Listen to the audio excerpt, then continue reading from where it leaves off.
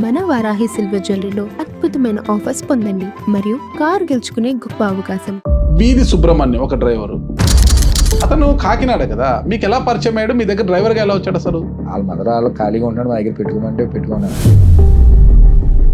మరి ఎలా ఆ పిల్లోని మీరు హత్య చేసి డోర్ డెలివరీ చేశారంటున్నారు? నేను అడ్వకేట్ అండి, అవును, చదువుకున్నాను, చట్టం తెలిసిన వాళ్ళు. అవివేకం కాదు, చట్టం తెలుసున్నవాడు. దాన్ని బట్టి మీరు అర్థం చేసుకోండి అంతే, ఇంకా దీని గురించి ఎక్కువ మాట్లాడకూడదు. అసలు మిమ్మల్ని మండలం నుంచి వెళ్ళిపోమనే పరిస్థితి వచ్చింది.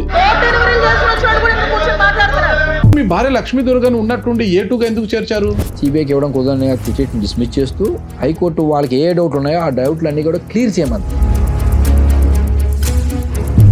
ఈ కేసు విషయంలో మీ మేనత్తల భర్తలైన వరపుల సుబ్బారావు గారి నుంచి కావచ్చు, జ్యోతుల్ నెహ్రూ గారి కుటుంబాల నుంచి కావచ్చు, ఏమన్నా మీకు మద్దతు ఉందా? వాళ్ళు మాకు ఆదుకుని చేసుకుని ఉంటే మా మిస్సెస్ అన్యాయం ఎందుకు పెట్టింటారండి?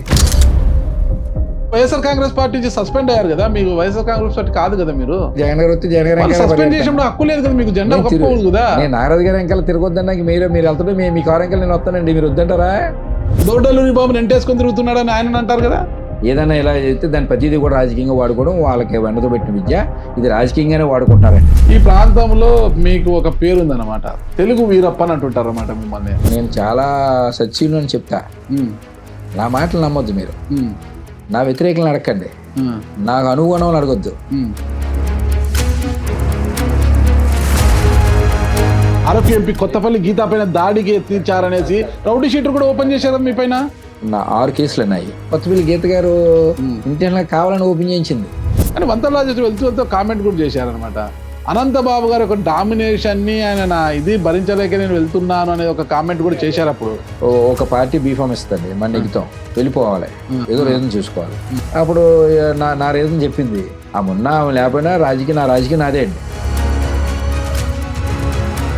జగన్మోహన్ రెడ్డి గారికి అనంతబాబు అంటే అసలు అమితమైన అభిమానం అంట. అసలు అనంతబాబుని కుండలో పెట్టుకుని ఉంటాడు అని అంటారు అన్నమాట. 1983 కాడి నుంచి 2009 వరకు కంటిన్యూస్ టీడీపీ అండి, స్ట్రాంగ్ టీడీపీ కాన్స్టిట్యున్సీ అండి ఇది. ఓకే. 2004లో రాజశేఖర్ గారు కూడా టీడీపీ నెగ్గారండి. ఓకే. అటువంటి నియోజకవర్గాన్ని మేము తిరిగి జాయిగా కాంగ్రెస్ కన్వర్ట్ చేసి అక్కడి నుంచి వైఎస్ఆర్ కన్వర్ట్ చేసి వైఎస్ఆర్ స్ట్రాంగ్ కాన్స్టిట్యున్సీ తీసామండి. జైలులో ఉండగానే మీ అమ్మగారు చనిపోయారు. అమ్మ భౌతికాన్ని చూసినప్పుడు మీకు ఏమనిపించింది? వచ్చింది చాలా బాధ అనిపిస్తుంది కదండి. యాక్చువల్గా తను అప్పుడు చనిపోయిండేది కాదండి. ఎప్పుడైతే ఇలాగా జరిగిందో తను తట్టుకోలేక చనిపోయింది. ఆ టైంలో చనిపోవడం చాలా బాధాకర విషయం. Welcome to it's you TV. నేను మీ నాగరాజ్ బైర్శెట్టిని. ఈరోజు మన అతిథి ఏపీ ఎమ్మెల్సీ అనంత సత్య ఉదయ భాస్కర్ అలియాస్ అనంతబాబు. నమస్తే అనంతబాబు గారు. నమస్కారం. బాగున్నారా? బాగున్నాయండి. ఫ్రెష్గా ఉన్నట్టున్నారు. మీ పేరు చాలా పొడి ఉందనట, అనంత సత్య ఉదయ భాస్కర్. కాస్త అనంతబాబుగా ఎలా మారారు మీరు? ఫస్ట్ కాంచి అలా నిక్ నేమ్ అండి. మా ఫాదర్ మదర్ ఆటోమేటిక్గా అప్పుడు బాబు అని పిలిచేవారు. మా బ్రదర్ ఒక ఉండేవాడు, పెద్ద బాబు అని పిలిచేవారు, నన్ను చిన్న బాబు అని పిలిచేవారు. చనిపోయాడు అనుకోండి, చిన్నప్పుడే చనిపోయాడు. అందుకు అన్ని కట్ చేసి బాబు ప్లస్ ఇది అనంత బాబు. సర్టిఫికేట్ లో మాత్రము సత్య ఉదయ భాస్కర్, అనంత సత్య ఉదయ భాస్కర్ అన్నట్టుంది. మీకు ఏది ఇష్టం? అనంత బాబు ఇష్టమా, అనంత సత్య ఉదయ భాస్కర్ ఇష్టమా? జనరల్ గా బాబు అన్నది షార్ట్ కట్ లో ఉంటది, అందరికి నోరు తిరగడం కూడా బిజీగా ఉంటుంది. బాబు అంటే సినిమాలో అండి, బాబు బాబు అంటుంటారు అంతే కదా. ఓకే, సరే. అనంత సత్య ఉదయ భాస్కర్ గారు, ఒక్కసారి ఇంటర్వ్యూలోకి, ఇంకా రకరకాలు ఉన్నాయి మీద డోర్ డెలివరీ అవి ఇవి అనేది, సరే ఆ విషయాలన్నీ మాట్లాడక ముందు మీ కుటుంబ నేపథ్యం గురించి నేను తెలుసుకోవాలన్నానండి. మీ స్వగ్రామము ఇది ఎల్లవరం, ఓకేనా? ఒకప్పుడు నియోజకవర్గ కేంద్రం, ఇది నియోజకవర్గ కేంద్రం, చిన్న పల్లెటూరు ఇది, ఇదేమో నియోజకవర్గ కేంద్రం. అయితే ఎలాంటి డెవలప్మెంట్ లేదనమాట. సరే, మీ స్వగ్రామం ఏమో తూర్పు గోదావరి జిల్లా ఎల్లవరము. మీ నాన్నగారి పేరు, అమ్మగారి పేరు, కుటుంబ సభ్యులు ఎంతమంది అసలు మొత్తం మీరు? మా ఫాదర్ అనంత చక్రరావు గారు అండి. అనంత చక్రరావు అండి. ఓకే. గతంలో ఇక్కడే ఇదే అడదెల్లో అనంత చక్రరావు అడదెల సమితి ప్రెసిడెంట్ గా పనిచేశారు, మండల ప్రెసిడెంట్ గా పనిచేశారు. అడ్డతీగల సమితి అండి. అప్పుడు సమితిలు అంటే ఈక్వల్ టు నియోజకవర్గం అండి. సమితికి పనిచేశారండి. తర్వాత మండల ప్రెసిడెంట్ గా కూడా చేశారు, అడదెల మండల ప్రెసిడెంట్ గా చేశారు మా ఫాదర్. తర్వాత మా తాతగారు మా ఫాదర్ అండి. ఆ. ఆయన ఆయన పేరు ఏం పేరు? అనంత వీర్రాజు అండి. అనంత వీర్రాజు. వీర్రాజు ఆయన సర్పంచ్ చేశారు. ఇక్కడే సమితి ప్రెసిడెంట్ కూడా చేశారండి ఆయన. అడదేలా. ఓకే. అలాగే మా ముత్తాతగారు అండి, అంటే మా ఫాదర్ తాతగారు, ఆయన కూడా ఇక్కడ సమితి ప్రెసిడెంట్ చేశారు, సర్పంచ్ చేశారండి. పడాల వీర్రాజు గారు అండి ఆయన. పడాల వీర్రాజు గారు అంటే ఆయన ఎలాగంటే మా నాన్నగారు తల్లిగారు తండ్రి. Okay okay okay. అందుకు సర్నేమ్ మారింది. నాకు డౌట్ వచ్చింది అనంత మళ్ళీ పడాలకి వెళ్ళిపోయింది. అమ్మగారి పేరేంటండి? మంగారత్నం. మా నాన్నమ్మ తండ్రి గారు మా ముత్తాత అండి. ఆయన ఇక్కడ పడాల వీర్రాజు గారు ఆయన కూడా. ఆయన ఇక్కడ సర్పంచ్ సమితి ప్రెసిడెంట్ చేశారండి. అమ్మగారి ఇంటి పేరు మార్నీడండి. మారినాడు. అమ్మది ఇక్కడ గొల్లప్రోలు అండి. గొల్లప్రోలు. ఓకే. అయితే ఇక్కడే మీరు అప్పటి నుంచి ఇప్పటి వరకు ఇంత టెక్నాలజీ పెరిగిపోయింది, పట్టణీకరణ పెరిగిపోయింది. అప్పటి నుంచి ఇప్పటి వరకు ఈ చిన్న గ్రామంలోనే ఏజెన్సీ ప్రాంతంలో ఇక్కడే ఉన్నారు. ఎలా మీరు అసలు? అంటే ఇక్కడే చిన్నప్పటి నుంచి మన పుట్టినూరు కదండి. జనగా పల్లెటూరులో ఉన్న వాళ్ళు సాధారణంగా అంత బేగా బయటికి రాలేము. అందులో ఇక్కడ మాకు ల్యాండ్స్ అన్ని ఇక్కడ ఉన్నాయి. ఇక్కడ గ్రామాలతో చుట్టుపక్కల గ్రామాలతో అంటే రాజకీయంగా లేనప్పుడు కూడా సడన్గా గ్రామాలందరితో కూడా అటాచ్మెంట్ అండి మాకు. ఎందుకంటే మా పొలంలోకి వచ్చి కూలీలు కానీ ఇక్కడ అందరూ కూడా బాగా నిరుపేదలండి అందరూ. ఆటోమేటిక్గా ఈ చుట్టుపక్కల గ్రామాలు అనేవి మా తాతగారి నుంచి కూడా బాగా అటాచ్మెంట్ అండి. ఓకే. అందరూ మా పొలంలోకి రావడం వాళ్ళు కానీ చుట్టుపక్కల గ్రామాలు కానీ ఇప్పటి నుంచి అటాచ్మెంట్ అండి. ఇంకా ఇక్కడ కూడా ల్యాండ్స్ ఇక్కడ ఉండడం, రాజకీయ నేపథ్యంలో ఇంక ఇక్కడే కొనసాగడం. ఓకే. ఎంత ఇది ఉన్నా కూడా రాజకీయాలకు వచ్చిన తర్వాత సిటీస్కి వెళ్ళిపోతారు అనమాట. ఎప్పుడో హెడ్ క్వార్టర్లలో ఉంటారు, అన్నిటికీ దగ్గర ఉంటుంది కాబట్టి ఫ్లైట్ కన్వీనియంట్ కావచ్చు, బస్సు ఏదన్నా రోడ్డు కన్వీనియంట్ ఇదంతా ఉంటుంది కదా, వెళ్ళిపోతారు. మీరు మాత్రం ఇక్కడ దీన్నే బేస్ చేసుకొని ఇక్కడే. అంటే అది మీరు అబ్జర్వ్ చేయలేదు. ఉమ్మడి తూర్పుగోదావరిలో మీరు చెప్పిన ఆ సిస్టమ్ రాయలసీమలో ఉంటుందండి. ఉమ్మడి తూర్పుగోదావరిలో అసలు ఆ సిస్టమ్ ఉండదండి. ఏ నియోజకవర్గంలో నాయకుడు ఆ నియోజకవర్గంలో హెడ్ క్వార్టర్ లో ఖచ్చితంగా ఉండాలండి, లేదా సొంతూరులో ఉండాలండి. మరి ముఖ్యంగా మన మెట్ట ప్రాంతం అండి. మెట్ట ప్రాంతంలో నాయకులు అందరూ కూడా మీరు ఎక్కడైనా అబ్జర్వ్ చేయండి. మెట్ట ప్రాంతంలో ఉన్న నాయకులందరూ కూడా ఇంచుమించుగా చిన్న చిన్న పల్లెటూరులో ఉంటారండి అందరూ నాయకులు. ఏ పార్టీ నాయకులు అన్నా చిన్న చిన్న పల్లెటూరులో అంటే వాళ్ళ స్వగ్రామంలో ఉంటారండి. వాళ్ళు ఎక్కడికి వెళ్ళినా మొత్తం మీద ఒక రోజు అటు ఇటులో ఉన్నా నైట్ గా ఆ గ్రామానికి వస్తారు. అలా ఇంచుమించుగా ఇక్కడ ఆ కల్చర్ ఇక్కడ రాజకీయ నాయకులు అందరూ కూడా వాళ్ళ సొంత ఊర్లో ఉంటారు, చిన్న చిన్న పల్లెటూరులోనే ఉంటారండి. మీ తల్లిదండ్రులకు ఎంతమంది సంతానము? మొత్తం 4 అండి. 3 అక్క చెల్లెలు, నేను ఒకనండి. 3 అక్కలేనా? 3 లేదండి, ఒక అక్క 2 చెల్లెలు. 2 చెల్లెలు.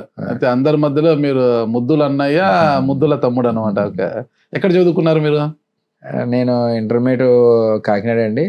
లా కూడా కాకినాడ చేశా. ఇంటర్మీడియట్ లా కూడా కంప్లీట్ చేశానండి. ఓకే. అంటే అక్కడ హాస్టల్లో ఉన్నారు మీరు? లేదండి, అప్పుడు మేము చదువులు ఇచ్చే కొండూరు అక్కడ ఉన్నామండి. మా ఫాదర్ చనిపోయిన తర్వాత నేను ఫస్ట్ లో చిన్నప్పుడు మా ఫాదర్ ఉన్నప్పుడు నేను హాస్టల్లో ఉండేవాడిని, బయట చదువుకునేవాడిని అండి. తర్వాత మా ఫాదర్ చనిపోయిన తర్వాత మేము అందరం కాకినాడలోనే. కాకినాడ. మీ ప్రైమరీ ఎడ్యుకేషన్ ఎక్కడ జరిగింది? ఇక్కడ 5th వరకు చదివానండి ఇక్కడ. తర్వాత అంతా కాకినాడ అండి. ఓకే. మొత్తం కూడా కాకినాడ అండి. మధ్యలో 9th 10th ఇలేసం వచ్చానండి. ఓకే. తర్వాత ఇంటర్మీడియట్ అది మళ్ళీ ఇంటర్ ఏ గ్రూప్ లో చదివారు మీరు? ఎంపీసీ అండి. ఎంపీసీ చేసి మళ్ళీ లా ఎందుకు చేశారు? లాకి వెళ్ళానండి. నాకు లా చదువుతానే నాకు ఇంట్రెస్ట్ అండి. మరి అన్నప్పుడు ఇంటర్లో చేసిన సీసీని చేసినది బాగా కష్టపడినట్టు ఎంపీసీ. తర్వాత నేను ఇంటర్మీడియట్ కంప్లీట్ అయిన తర్వాత అక్కడ లాకి వెళ్దాం, లాకి వచ్చానండి. సిస్టర్స్ అంతా బాగా చదువుకున్నారా? పెళ్లి అయిపోయినాయండి. పెళ్లి అయిపోయిన అందరికీనండి. అంటే బాగా చదువుకున్నారు వాళ్ళందరూ కూడా? మినిమం చదువుకున్నారండి. ఓకే. అర్థం కాలేదు. మీది ఇక్కడ ఒకప్పుడు రైతు కుటుంబం మీది. ఇదంతా కూడా ఏజెన్సీ ప్రాంతము. నాకు తెలిసి 1978 అనుకుంటా ఇక్కడ శ్రీరామ పట్టాభిషేకం సినిమా కూడా తీశారు ఇక్కడ ఈ ప్రాంతంలో, ఎన్టీ రామారావు గారు ఇక్కడ. కానీ ఎన్టీ రామారావు గారు అప్పుడు ఈ ప్రాంతంకి వచ్చి మీ నాన్నగారు కూడా పరిచయం అయ్యారు. పార్టీ పెట్టిన తర్వాత నాన్నగారు టికెట్ ఇస్తున్నాను కూడా ఆయన వెళ్ళలేదు, కాంగ్రెస్ పార్టీలోనే కొనసాగారు అంటారు అనమాట. అంటే అంత గుర్తింపు గల వ్యక్తి ఎందుకు నాకు తెలిసేది నాన్నగారిని మావోయిస్టులు చంపారు అంటారు. ఓకే. ఏం కారణం ఏమైనా తెలుసు అప్పట్లో మీకు?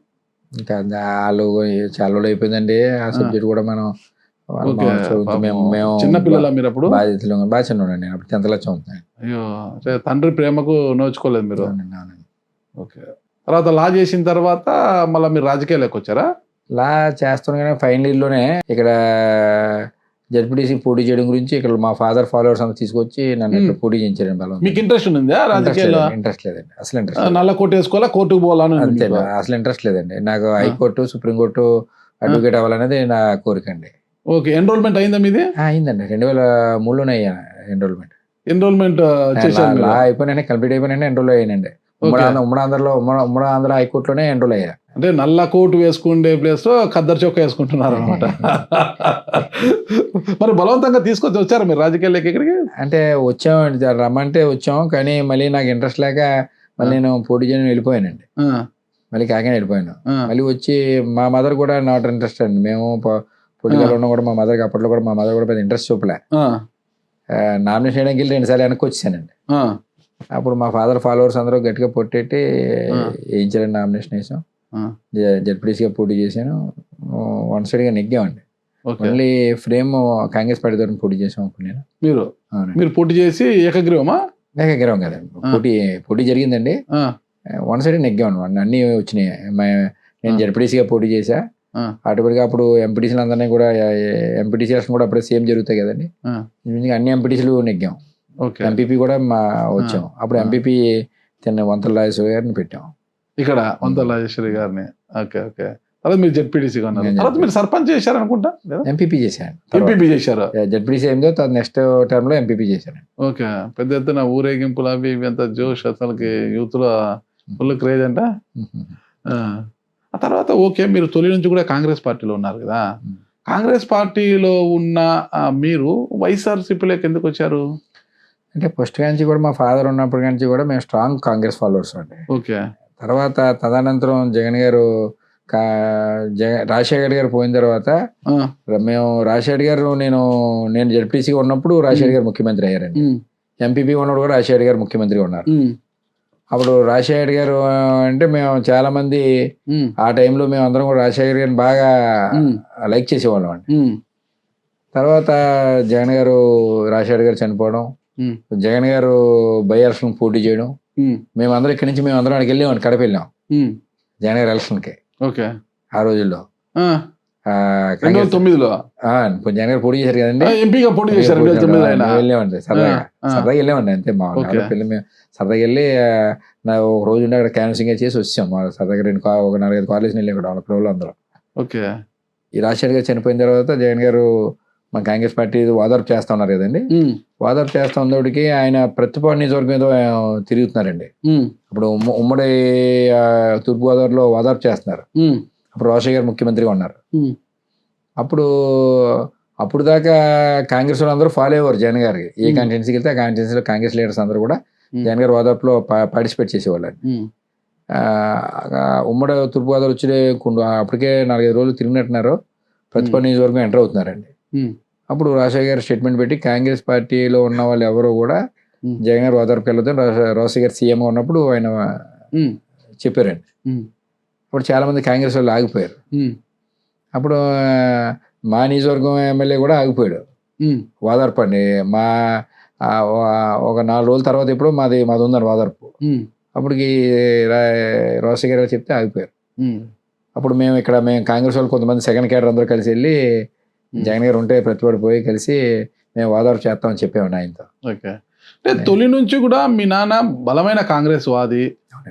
వాళ్ళ బావలు ఇద్దరు కూడా, అంటే వాళ్ళ చెల్లెళ్ళ భర్తలు వరపుల సుబ్బారావు గారు కావచ్చు, జ్యోతుల్ నెహ్రూ గారు కావచ్చు, వాళ్ళందరూ కూడా కాంగ్రెస్ పార్టీలో ఉండేవారు అప్పట్లో.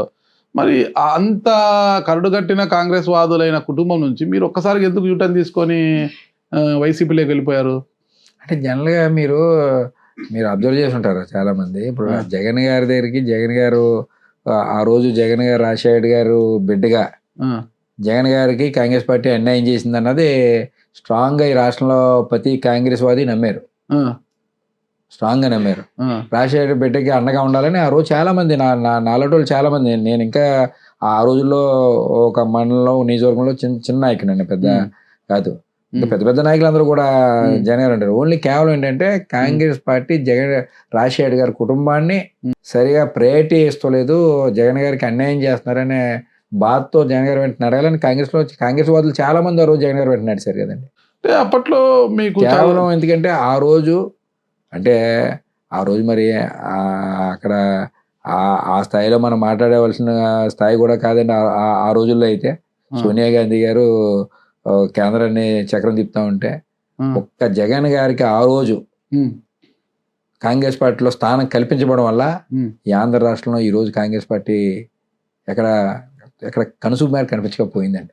అంటే ఆ రోజు అదే జగన్మోహన్ రెడ్డి గారికి కానీ ఆ రోజే ఒక ప్రయారిటీ ఇచ్చి ఆయనకి ఒక గుర్తింపు ఇస్తే ఆ పార్టీలో కేంద్ర మంత్రి ఇస్తామన్నారు కదా. ఏమో మరి అది నాకైతే ఐడియా లేదు. ఆ రోజు ఎలా మాట్లాడతారు అలాగా సార్ కేంద్ర మంత్రి గురించి నాకున్న వచ్చిన ఉద్దేశం ఏంటి, నాకు ఐడియా ఏంటి, ఓదార్పు యాత్రకు అనుమతి ఇవ్వము, తండ్రి మరణాన్ని జీర్ణించుకోలేక గుండె పగిలి చనిపోయిన వారిని ఓదార్చాలి, నా తండ్రి కోసం వందల మంది చనిపోయారు, వాళ్ళందరినీ నేను ఓదార్చాలి, వాళ్ళ ఇళ్ళకి వెళ్ళాలి అన్నప్పుడు ఓదార్పుకు అనుమతి ఇవ్వను, అందరినీ ఒక చోటుకు పిలిచి ఆ చెక్కులు ఏదో ఇచ్చేసేయని సోనియా గాంధీ, లేదు నేను వెళ్ళాల్సిందే, ఓదార్పుకు వెళ్ళాల్సిందని ఒక వివాదం జరిగినప్పుడు జగన్ గారు విభేదించి బయటకు వచ్చారు. ఇది విషయము. అంటే ఆయనకు కేంద్ర మంత్రి ఇస్తామన్నది ఓకే. రాజశేఖర రెడ్డి గారు చనిపోయినప్పుడు ఎమ్మెల్యేలందరూ కూడా సంతకాలు పెట్టారు జగన్ గారిని సీఎం చేయాలనేసి. సరే ఆయనకు తెలిసి జరిగిందా అంటే చాలా మంది ఎమ్మెల్యేలు అప్పుడు ఉన్న వాళ్ళంతా కూడా జగన్ గారికి తెలియదు ఆ విషయం అనే చెప్పారనమాట. ఎమ్మెల్యేలు స్పాంటేనియస్ గా చేసినది అందరికీ తెలిసిన విషయం అనేది, అది వాళ్ళందరూ చెప్పి మాటలు. కానీ కేంద్ర మంత్రి ఇస్తారు అనేది సాయి ప్రతాప్ గారు కూడా వెళ్ళి సోనియా గాంధీతో మాట్లాడారు, కేంద్ర మంత్రి ఇస్తామన్నారు. కానీ ఆయన మంత్రి పదవినో ఇంకోటి ఆశించలేదు. తండ్రి కోసం ఎవరైతే చనిపోయారో వాళ్ళ కుటుంబాలని ఓదార్చాలి, వెళ్ళి పలకరించాలి అని ఒక మంచి లక్ష్యంతో ఆయన వెళ్ళాలనుకో సోనియా గాంధీ ఒప్పుకుని ఆయన బయటకు వచ్చాడు. ఇది ఓకే కదా. మరి నాగరాజు గారు మీరు మన ప్రాంతం కానీ మన ఆంధ్ర రాష్ట్రం కానీ కల్చర్ తెలుసు. చచ్చిపోయిన వాళ్ళ ఇంటికి మనం వెళ్తామండి, వాళ్ళు మన దగ్గర రమ్మంటామా? మనమే వెళ్ళాలి కదండి. ఆయన అదే చేస్తున్నారు. వాళ్ళు ఏదో కల్చర్ ఇక్కడ ఆంధ్ర కల్చర్ మానేసి ఏదో ఆంధ్ర ఏంటండి మన భారతదేశం కల్చర్ అది. ఒక వ్యక్తి చనిపోతే ఆ స్థాయి ఏ వ్యక్తి అయితే ఆ వ్యక్తి ఇంటికి వెళ్ళి పలకరించి మనం రావడం అన్నది మన యొక్క కల్చర్ అండి. ఇక్కడ ఆ కల్చర్ మనిషి వాళ్ళందరినీ తీసుకొచ్చి ఒక దగ్గర పెట్టడం అన్నది అది కరెక్ట్ అంటారు ఆ రోజులో వాళ్ళు మాట్లాడిన మాటలు. దాని మీద జగన్ గారు బాగా అఫెండ్ అయ్యారు. జగన్ గారు అఫెండ్ అవ్వడం కదండి, జగన్ గారిని అభిమానించే వాళ్ళు, రాజశేఖర రెడ్డి గారిని ఈ రాష్ట్రంలో చాలా మంది కాంగ్రెస్ వాదులు అభిమానించే ప్రతి ఒక్కరు కూడా బాధపడ్డారండి. అసలు మొత్తం మీద జగన్ గారి మీద అభిమానంతో అటువైపు వెళ్ళిపోయారు. మరి మీరు చూస్తే ఇంత స్మార్ట్ గా కనిపిస్తారు, అసలుకి రాముడు మంచి బాలు అన్నట్లుగా అనంతబాబు మంచి బాలులాగా కనిపిస్తాడు. ఈ ప్రాంతంలో మీకు ఒక పేరుందనమాట. ఈ ఏజెన్సీ అంటే రంపచోడవరం ఏజెన్సీలో తెలుగు వీరప్ప అని అంటుంటారు అన్నమాట మిమ్మల్ని. అంటే అది నేను ఒప్పుకోనండి. అది అది ఎవరంటారు సత్యమంగళంకి అప్పట్లో డాను కాదండి. తెలుగు వీరప్ప అనంతబాబు అని అది అన్ని మాటలు ఎవరంటారంటే అండి, నాకు శత్రువులు అంటారు. నేను క్లియర్గా చెప్పగలుగుతాను. ఎందుకంటే ఈ ప్రాంతంలో నేను ప్రజల గురించి నిరంతరం ఫైట్ చేస్తుంటానండి. ఎందుకంటే మీరు ఎక్కడన్నా ఇప్పుడు నేను చాలా సత్యులు అని చెప్తా, నా మాటలు నమ్మొద్దు. మీరు నా వ్యతిరేకులను అడగండి, నాకు అనుగుణం అడగొద్దు. ఈ కామన్ మ్యాన్ మీకు వచ్చినప్పుడు ఏదైతే మీరు కొన్ని ఆరోపణలు ఉన్నాయో, ఒక కామన్ మ్యాన్ ఉంటాడు. కామన్ మ్యాన్ దగ్గర పోయి అనంతబాబు మీద ఇలాగ అనుకుంటున్నారు నిజమని వాళ్ళని అడగండి. అది కరెక్ట్ అంటే మీరు నా దగ్గరకు వచ్చి చెప్పండి. మళ్ళీ ఇప్పుడు ఏదైనా వచ్చినప్పుడు అతను అడిగాను, ఈ వీడియో చెప్తున్నాడు బాబు నువ్వు ఏంటండి, నా వ్యతిరేకులను కాదు, నా ఫేవర్ ఉన్న కూడా అడగొద్దు, కామన్ మ్యాన్ అడగండి, నేను ఏంటో తెలుస్తుంది. ఎందుకంటే ఇక్కడ కొంతమంది నాయకులు ఇక్కడ వన్ టైం రాజకీయ నాయకులను ఎక్కువ ఇక్కడ ఏజెన్సీలో చూశాను నేను. ఓకే, వస్తారు, ఎమ్మెల్యే అవుతారు, ఎమ్మెల్యే ఏమని చెప్పి చేస్తారు, ఎమ్మెల్యే అవ్వకపోతే మళ్ళీ వదిలేస్తారు, మళ్ళీ పార్టీ పట్టించుకోరు, ప్రజలు పట్టించుకోరు. కానీ అనంతబాబు అనేవాడు పదవి ఉన్నా పదవి లేకపోయినా ఎప్పుడు కూడా ఏ పేదవాడికి ఏ ఆపద వచ్చినా నా దగ్గరికంటూ వస్తే అప్ టు ఎండ్ ఏదో రకంగా అధికారిని బతిమాలో లేకపోతే వాళ్ళని ఏదో రకంగా కన్విన్స్ చేసో ఏదో రకంగా లేదా అధికారి అయితే ఇంకో ఎవరన్నా పని అయితే ఏదో పని పూర్తి చేయడానికి నిరంతరం ప్రయత్నం చేస్తాం, పవర్ ఉన్నా పవర్ లేకపోయినా. 2001లోనే రాజకీయాల్లోకి వస్తే ఇవాళ 20 స్టార్టింగ్లోనే వచ్చా నేను. నా ఓటు హక్కు వచ్చిన వెంటనే రాజకీయాల్లోకి వచ్చా. 25 ఇవాళ 2025 నేను ఉన్నది 5 సంవత్సరాలు అధికారంలో ఉన్నా. మీరన్నా ఇన్ని నిజమైతే వాస్తవం అయితే ఈ రోజు వరకు నాకు వాటి మీద ఎన్నో కేసులు ఉండాలి. అంటే మీ మీద అప్పట్లో రౌడీ రంగురాలు తరలిస్తున్నారని, అరకు ఎంపీ కొత్తపల్లి గీతా పైన దాడికి ఎత్తించారనేసి రౌడీ షీటర్ కూడా ఓపెన్ చేశారు మీ పైన. రంగురాళ్ళు తరలిందని ఎప్పుడు కేసులు లేవు నా దగ్గర, ఎప్పుడు లేవు. మీరు తప్పు చెప్తున్నారు. అలా కదా, ప్రచారం కదా సార్. కేసు ఉంటే అది ఉంటది కదా, ఎఫ్ఐఆర్ ఉంటది కదా. అదేం ఓపెన్ చేశారు మీ పైన రౌడీ షీట్ కేసు చూడండి. అది నా మీద ఉన్న కేసులు ఏంటి అనుకున్నారు? నేను 6 కేసులు ఉన్నాయి. అవి ఏంటంటే, ఒకటి రోడ్డు బాగాలేదని రోడ్ బ్లాక్ చేశా, రోడ్ బ్లాక్ చేశాను కేసు పెట్టారు. రోడ్డు వేస్తలేదని రోడ్డు మీద గోడ కట్టి ప్రజలందరూ కూర్చొని ధర్నా చేశా, కేసు పెట్టారు, రోడ్ బ్లాక్ చేశాను. అలాగే పెన్షన్ తీశారు కాంగ్రెస్ పార్టీ వైఎస్ఆర్లోకి వచ్చిన తర్వాత చాలా మంది పెన్షన్ రాలే. పెన్షన్ పోయిన వాళ్ళందరినీ తీసుకుని వెళ్ళి అప్పట్లో కాంగ్రెస్ గవర్నమెంట్ ఈ గ్రామ సభలు పెట్టేవారు నియోజకవర్గ ఆ మీటింగ్కి వెళ్ళి నేను ధర్నా చేశా. ఆ మీటింగ్లోని అందరినీ కూర్చుని ధర్నా చేశా.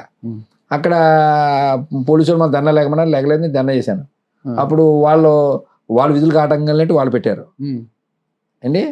ఒక హాస్పిటల్కి వెళ్ళా, ఒక పేషెంట్కి దెబ్బ తగిలి వస్తే అతనికి ఇమీడియట్గా ట్రీట్మెంట్ చేయడం మానేసి పోలీసు వాళ్ళు ఫోన్ చేసి ఎమ్మెల్సీ వచ్చిందా, అది వచ్చిందా, ఇది వచ్చిందా అని అడుగుతున్నారు.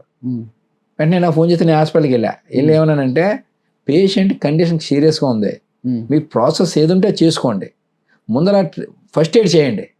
ఫస్ట్ ఎయిడ్ చేయకుండా మిగతాదంతా నువ్వు ఎమ్మెల్సీ కావాలి, అది కావాలి, ఇది కావాలంటే ఈ లోపల బ్లడ్ పోతుంది, చనిపోతే ఎవరు వస్తారా నేను అన్నా. అక్కడ విధులు ఆటంకం అయినట్టు పెట్టారు.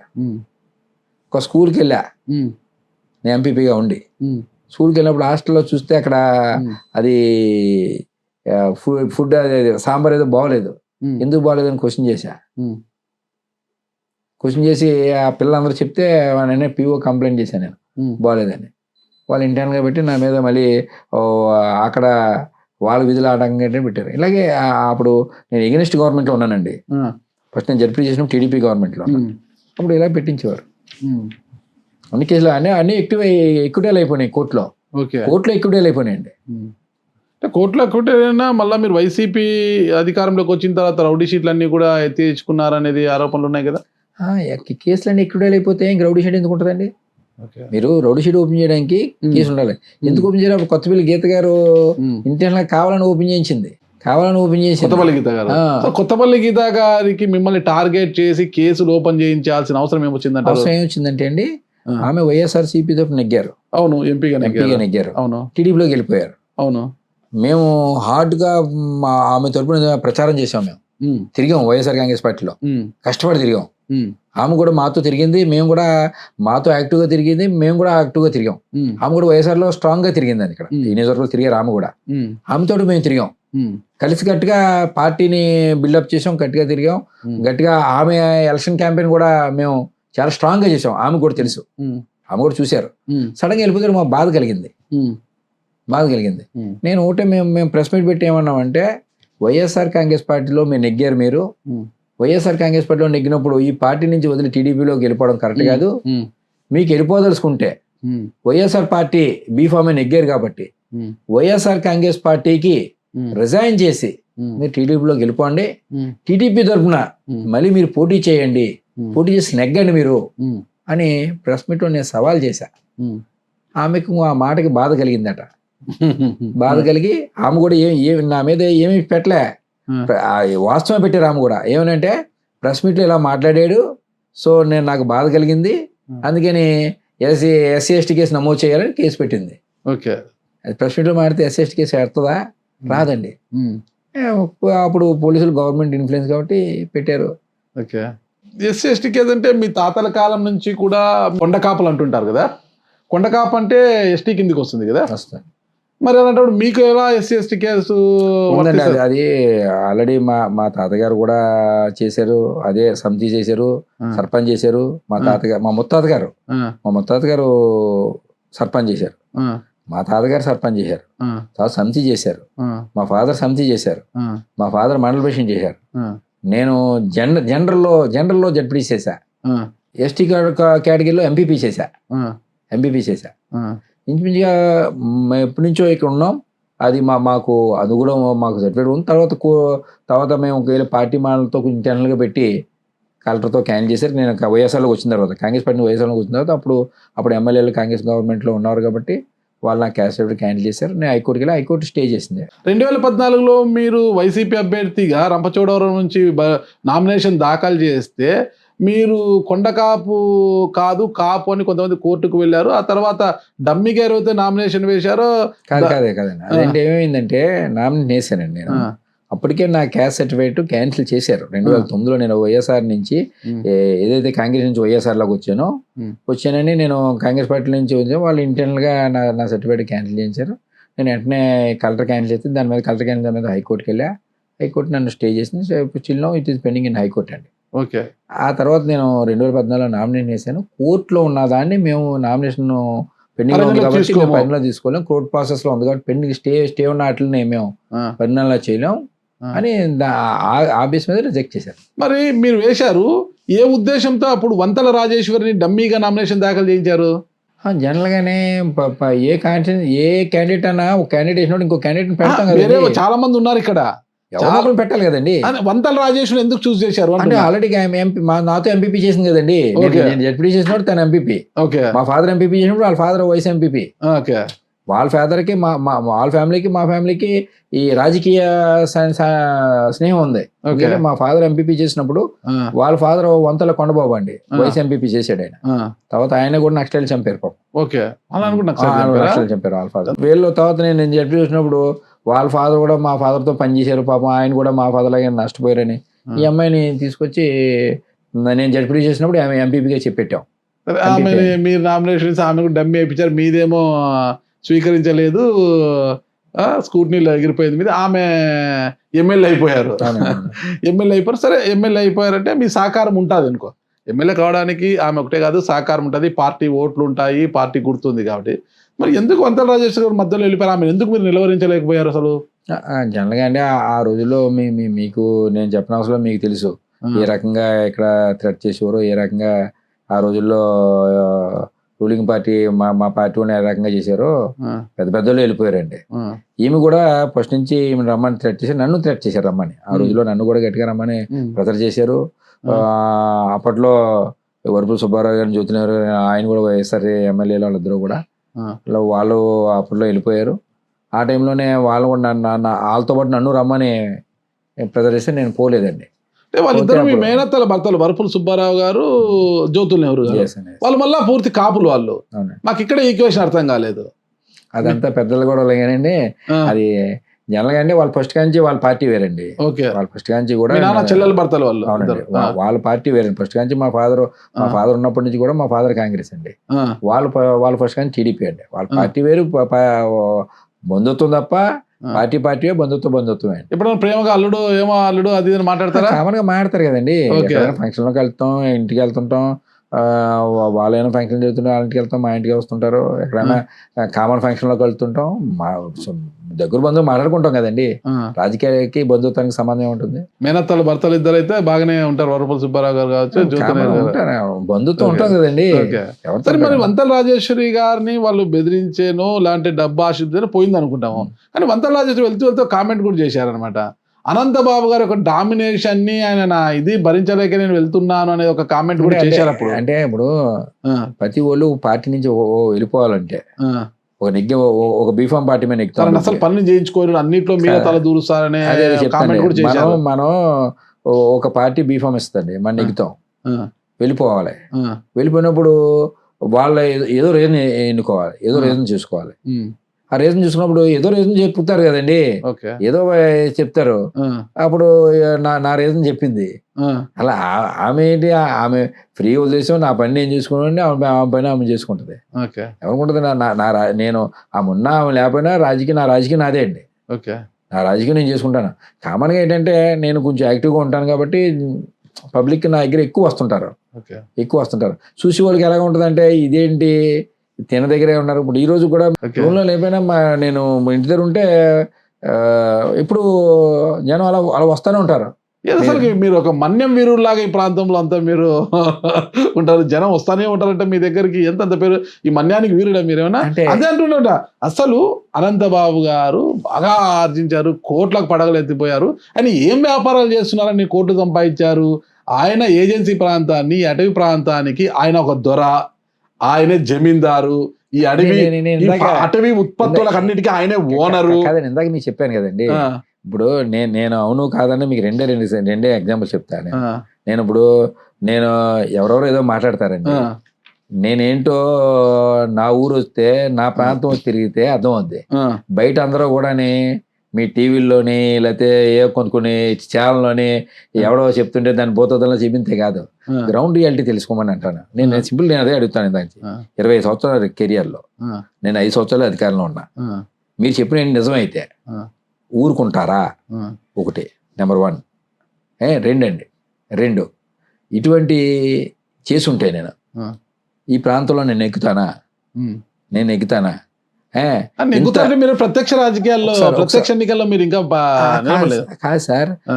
నేను ఈ పార్టీ వైఎస్ఆర్ కాంగ్రెస్ పార్టీ ఎవరికి టికెట్, జగన్ గారు ఎవరికి టికెట్ ఇస్తే వాళ్ళకి ఆ. వాళ్ళ జనాలు భుజాన్ని జెండా వేసుకుని మేము తిరుగుతున్నాం, క్యాంపెయిన్ చేస్తున్నాం, ఓకే. వాళ్ళ నెగ్గంలో ఒక పాత్ర పోషిస్తున్నాం, మా వంతు పాత్ర పోషిస్తున్నాం, ఆ. ఆ పాత్ర పోషించాం. మొన్న ఎలక్షన్ లో కూడా ఇంత వేవ్లో కూడా అది మా 9,000తోనే ఓడిపోయింది మా ఎమ్మెల్యే గారు, మా ప్రజెంట్ ఎక్స్ఎమ్మెల్యే ధనలక్ష్మి గారు. ధనలక్ష్మి అతి తక్కువ ఓట్లతోనే ఓడిపోయారు. మేము 14లో మేము నెగ్గాం, 19లో నెగ్గాం. ఇది రంపచోడ నియోజకవర్గం అనేది 1983 కాడి నుంచి 2009 వరకు కంటిన్యూస్ టీడీపీ అండి, స్ట్రాంగ్ టీడీపీ కాన్స్టిట్యున్సీ అండి ఇది. ఓకే. టీడీపీ ఆవిర్భావం కానించి 2009 2004లో రాజశేఖర్ గారు కూడా ఇక్కడ టీడీపీ నెగ్గారండి. ఓకే. అటువంటి నియోజకవర్గాన్ని మేము తిరిగి జాయిగా కాంగ్రెస్ కన్వర్ట్ చేసి అక్కడి నుంచి వైఎస్ఆర్ కన్వర్ట్ చేసి వైఎస్ఆర్ స్ట్రాంగ్ కాన్స్టిట్యున్సీ చేసామండి. అంటే ప్రజలకు ఒక కాన్ఫిడెన్స్ క్రియేట్ చేసాం. ప్రజలకి మేము ఏదన్నా పని వస్తే ఇక్కడ నాయకులు మా పక్షాన నిలబడతారు అని వాళ్ళకి అధికారం లేకపోతే వాళ్ళ సమస్యలను పోరాడాం, అధికారం ఉంటే వాళ్ళ సమస్య పరిష్కరిస్తూ అడుగులేసామండి. మొత్తం మీద టీడీపీ అడ్డాని వైసీపీ అడ్డాగా మార్చాలనుకున్నారు, తిరిగి మళ్ళీ వాళ్ళ అడ్డాగా మారిపోయింది అంటారు. దీన్ని అడ్డాగా మారిందని అన్న కదండి, ఆల్రెడీ వాళ్ళు గెలిచారు కదా మొన్న. గెలిచినందుకు అదే అంటున్నా నేను. మరి రాష్ట్రం అంతా ఎన్ని వేల మేరటితో గెలిచారండి, ఇక్కడ ఎంత వేలో ఓన్లీ 9,000 మేరటితో ఓడిపోయారు. అనంతబాబుకి ఇంత బలం ఉండడానికి బలమైన కారణం ఏంటి అసలుకి? ప్రజలకి సర్వీస్ చేసామండి. సర్వీస్ చేయాలంటే డబ్బు ఉండాలి కదా, డబ్బు ఎక్కడి నుంచి, ఏం వ్యాపారం చేస్తున్నారు మీరు? సర్వీస్ చేయడానికి డబ్బు ఎందుకండి? డబ్బు కావాలి కదండి, ప్రతి ఒక్కరు మంచి చేయాలని ఏదైనా చేయాలన్నా డబ్బు ఉండాలి. ఏం వ్యాపారాలు చేస్తున్నారు మీరు? నేను ఏం చేస్తానంటే సర్వీస్ చేయడానికి డబ్బులు అవసరంలే, మన ప్రజలకి అధికారుల దగ్గర వాళ్ళకి అవ్వాల్సిన పనులు దగ్గరుండి చేయించడం ఒకటి. ఎక్కడన్నా చదువు హాస్టల్లోనో స్కూల్లోనో లేదా హాస్పిటల్లోనో ఏదైనా వస్తే వాళ్ళకి ఎవరైనా మనం అక్కడ హాస్పిటల్లో ఎవరైనా అడిగి మనం రిక్వెస్ట్ చేసి వాళ్ళ ఫీజులు వాళ్ళ హాస్టల్ ఫీజులు కానీ లేదా స్కూల్ ఫీజులు కానీ హాస్పిటల్ ఫీజులు కానీ తగ్గించమని అడిగితే తగ్గించడం, ఇలా అందరితో లైజన్ మెయింటైన్ చేసి వాళ్ళకి ప్రతి ఒక్కరికి ఏదో హెల్ప్ చేస్తుంటాం అండి. ఓకే. తద్వారానే మీకు ఇది ఉందన్నమాట. సార్, రాజకీయాలు చేస్తున్నది ఇక్కడ నుంచి, ప్రతిదానికి డబ్బు కావాల్సిందే, మరి డబ్బు ఎలా వస్తుంది మీకు? అంటే మన ల్యాండ్స్ కూడా ఉన్నాయి కదండి కొంచెం ఇక్కడ. ల్యాండ్స్ ఫలసాయం ఎప్పుడు పంట ఉత్పత్తి డ్రై ల్యాండ్సే కదా? కదా మా అన్ని wetlands. Wetlands project కింద ఉందని మా దగ్గర. ఓకే. గోదావరి సుమారుగా మేము మా తాతగారు ఉన్నప్పుడు కానీ మేము ల్యాండ్ లాడ్స్ 200 ఎకరాలు ఉందండి మాకు. ఒకే దిక్కు. ఏం పంటలు సాగు చేస్తున్నారు? 2 పంటలు అండి, అన్ని పంటలు పండుతాయి, వరి, అరటి, చెరుకు. ప్రస్తుతం అయితే వాణిజ్య పంటలు ఉన్నాయన్నమాట. వాణిజ్య పంట. మీకు వ్యవసాయం చేస్తారు మీరు? చేసేవాడిని. ఇప్పుడు చేయరా? ఇంట్రెస్ట్ చేస్తాను. ఈ మధ్యన మానేసానండి, లాస్ట్ 10 years నుంచి మానేసాను. అది చేసేవాడిని. అతను చేలోకి వెళ్ళడం సరదా. ఇప్పుడు కూడా నేను ఖాళీగా ఉండి చేలోకి వెళ్తానండి. ఓకే. వ్యవసాయ భూముల మీద ఆదాయం తప్పితే మీకు అటవీ ఉత్పత్తులకు ఎలాంటి సంబంధం లేదండి. అంటే తెలుగు వీరప్పని కాదండి, ఇప్పటి వరకు నా మీద అటువంటి ఏమీ లేవు, ఎప్పుడు లేదు. మరి అడ్డతీగల్లో అనుకుంటా ఒక రొయ్యల చెరువు, చేపల చెరువును కూడా వేసి అక్రమంగా సాగు చేసి వాటి మీద కూడా కేసు నమోదు చేశారు. అక్కడ పోలీసులు అడ్డతీగల పోలీస్ స్టేషన్ లో పైన కేసు నమోదు చేశారు. లేదు, అదే చెప్తున్నాను. మీరు దయచేసి అటువంటి మీరు ఎవరైనా చెప్పిన మాటలో అది ఇప్పుడు పోలీస్ ఎఫ్ఐఆర్ అనేది అది ఆన్ రికార్డ్ అండి, అదేమీ అబద్ధం కాదు కదండి. మీకు అర్ధలేసే ఫోన్ చేస్తే బాబు ఇలా కేసు ముగింది అని చెప్పేస్తారు కదా, ఆన్లైన్ లో ఉంటుంది. మీరు ఆధార్ కార్డు కొట్టేసిన ఏఎస్ అయినా చెప్పేస్తాడు. ఇప్పుడు నేను ఆ చెరువులన్నీ నా సొంత భూములన్నీ నాయి కాదు, మా తాతగారే అండి, వంశపారంపర్యంగా వచ్చినాయి చెరువులు అయ్యి, మా భూములు అయ్యి. ఆ భూములో మేము చేపల జోలు తవ్వించాము, చేపల జోలు ఉంచుకున్నాయి. మొన్న ఎవరో ఇలాగే పిటిషన్ పెట్టారు, ఎవరో ఇలాగని పెట్టారు, వచ్చి చూసుకున్నారు, ఎంక్వైరీ చేస్తున్నారు. కానీ మా భూములకి సరౌండింగ్స్ 5 kilometers దూరంలో ఎక్కడ కూడా గవర్నమెంట్ ల్యాండ్సే లేవు. మీకు అర్థమైందండి? వాళ్ళు పెట్టిన ఎలిగేషన్ ఏంటంటే ఎవరు ఇలాగే ఏదో గవర్నమెంట్ ల్యాండ్స్ అంటే ఏదో ఆక్రమించారని కట్టండి. ఎంక్వైరీ సబ్ కలెక్టర్ వచ్చారు, చూసుకున్నారు, వాళ్ళే రిపోర్ట్ రాశారు. అండి. ఆ అనంతబాబు గారు ఉన్న lands surroundings 5 kilometers, beyond the 5 kilometers లో ఎక్కడ కూడా గవర్నమెంట్ ల్యాండ్స్ లేవు, రిపోర్ట్ రాశారు. ఎన్ని ఎకరాల భూమి ఉంది మీకు? మాకు ఇక్కడ మొత్తం 200 acres అండి మాది. ఒకే ఫ్లాట్ అండి, ఒకే ఫ్లాట్ ఉంటుంది, 200 acres. అంతా కూడా వెట్ ల్యాండ్ అండి. ల్యాండ్ సీలింగ్ లో మా చిన్నాన్న గారికి మాకునండి. ఓకే అప్పట్లో మా తాతగారు ఉన్నప్పుడు చెప్తున్నాను నేను. ఓకే ఇప్పుడు మీకు ఎంత ఉంది మీ మాట? విడిపోయాం కదండి. ఆ, విడిపోయాం కంటే మా చిన్నాన్న గారికి మాకు వెళ్ళింది, మా పిల్లలకి, మా అక్క చెల్లికి మళ్ళీ అయ్యింది, మా చిన్నాన్న గారు అక్క చెల్లికి వెళ్ళింది. ఆ. అలాగా ఇప్పుడు డివైడ్ అనంత అయిపోతుంది. బాబు గారు వాట ఎంత మిగిలింది? మాకు ఇప్పుడు 30 ఎకరాలు ఉందండి. 30 ఎకరాలు. ఉంది. నేను దానికి ఇంకో 30 ఎకరాలు ఉందండి. ఆ. అది మా ఊళ్ళే, వాళ్ళు చేతి వాళ్ళు, మా ఊళ్ళు ల్యాండ్ వాళ్ళు అమ్మితే వాళ్ళకి నేను తీసుకున్నాను. దాదాపు 60 ఎకరాలకి వన్ అండ్ ఓన్లీ అనంత బాబు అనమాట ఓనర్ అనమాట. ఇంకా వేరే వాడు చిన్న చిన్న వ్యాపారాలు ఉన్నాయండి. అవి ఏం వ్యాపారాలు చిన్న చిన్న అంటే? అంటే నేను మా ఫ్రెండ్ అది ఉంటే రైల్ ఎక్స్పోర్ట్ చేస్తారండి. ఓకే రైతులే రైలు కొని, ఆ. రైలు ఫ్రాండ్ లైన్ కొని, రొయ్యలు అంటే export. మా ఫ్రెండ్ ఒక ఆయన ఉన్నాడు అని చెప్పి చేస్తుంటే అవి మన కూడా చిన్న పాట. నేను ఎక్కువ చూడను, వాళ్ళు చూస్తుంటారు. మీరు లవ్ మ్యారేజ్ అరేంజ్డ్ మ్యారేజా? అరేంజ్ మ్యారేజ్ అండి. అరేంజ్డ్. ఎక్కడ అమ్మాయిని ఎక్కడ చేసుకున్నారా? ప్రతివాడు ఆ. ప్రతివాడు మండలం ఉత్తరకంచి. సరే ఒకటి అర్థం కాదు నాకు, ఇక్కడ చూస్తే అంత క్రేజ్ ఉంది మీకు యూత్లో. జగన్మోహన్ రెడ్డి గారిని అంత మెప్పించడం కానీ, ఆయనకు అంత ఎవరైనా దగ్గర కావడం అంటే చాలా కష్టంగా ఉంటుంది అనమాట. అలాంటిది జగన్మోహన్ రెడ్డి గారికి అనంతబాబు అంటే అసలు అమితమైన అభిమానం అంట. అసలు అనంతబాబుని గుండెలో పెట్టుకొని ఉంటాడు అని అంటారు అనమాట. అసలు ఎలా మీకు జగన్ గారికి అంత సరిగ్గా ఎలా కుదిరింది, అంత స్నేహం ఎలా వచ్చింది? అంటే జగన్ గారు పార్టీకి కమిటెడ్ గా పనిచేసే వాళ్ళు నేనే కదండి. ఎవరినన్నా ఆ, ఆయన కమిటెడ్ గా పనిచేసే వాళ్ళు ఎవరైనా ఉంటారు. నాలాగే చాలా మంది ఉన్నారండి. ఆ, చాలా మంది ఉన్నారు. చాలా కమిటెడ్ గా పనిచేసే వాళ్ళని చాలా ఎంకరేజ్ చేస్తారు. ఆయన ఓకే. కమిటెడ్ గా పనిచేస్తున్నాడు. ఆ, అలాగే ఆయన ఎంకరేజ్ చేసే కొద్ది ఇంకా కమిటెడ్ గా పనిచేసే వాళ్ళు చాలా మంది ఉన్నారు. నేను కూడా వన్ ఆఫ్ ది వన్. ఎందుకంటే ఉమ్, ఆయన మా పార్టీకి చెప్పిన బాధ్యత ప్రతిదీ కూడా చాలా బాధ్యతగా, ఉమ్, ఎక్కడ కూడా డివేట్ కాకుండా, ఉమ్, ఎన్ని ప్రలోభాలు వచ్చినా ఏం చేయకుండా ఉమ్, కమిటెడ్ గా ఓన్లీ పార్టీ జెండా, జగన్ గారి ఫోటో ఉమ్, పెట్టుకుని ముందుకు పోతామండి. ఉమ్, ఎన్ని ఇబ్బందులైనా ఫేస్ చేస్తాం, ఓకే. కానీ ఎక్కడ కూడా డివేట్ కావండి. ఉమ్, ఒక జెండాను నమ్మాం, ఒక వ్యక్తిని నమ్మాం. ఉమ్, అదే వైఎస్ఆర్ కాంగ్రెస్ పార్టీ, అదే జగన్మోహన్ రెడ్డి గారు. ఓకే. అది ప్రాణం ఉన్నంత వరకు ఆయన అడుగులేస్తాం. ఓకే. తూర్పుగోదావరి జిల్లాలో ఎంతో మంది నాయకులు ఉన్నారు. పార్టీకి వీరవిధేయులుగా పనిచేసే నాయకులు అందరిలో ఉండగా, రంపచోడ నియోజకవర్గంలో ఒక ఎమ్మెల్యే ఉండగా, ఎమ్మెల్యే టికెట్ ఇచ్చినా కూడా ఇక్కడ నుంచి ఒక ఎమ్మెల్సీని మిమ్మల్ని చేశారు ఆయన. అసలుకి మీకు ఎమ్మెల్సీ ఇవ్వడానికి బలమైన కారణం ఏంటి? అసలు ఏం చూసి ఇచ్చారు? 2014లో జగన్ గారు నాకు టికెట్ ఇస్తాను బీఫామ్ ఇచ్చారండి.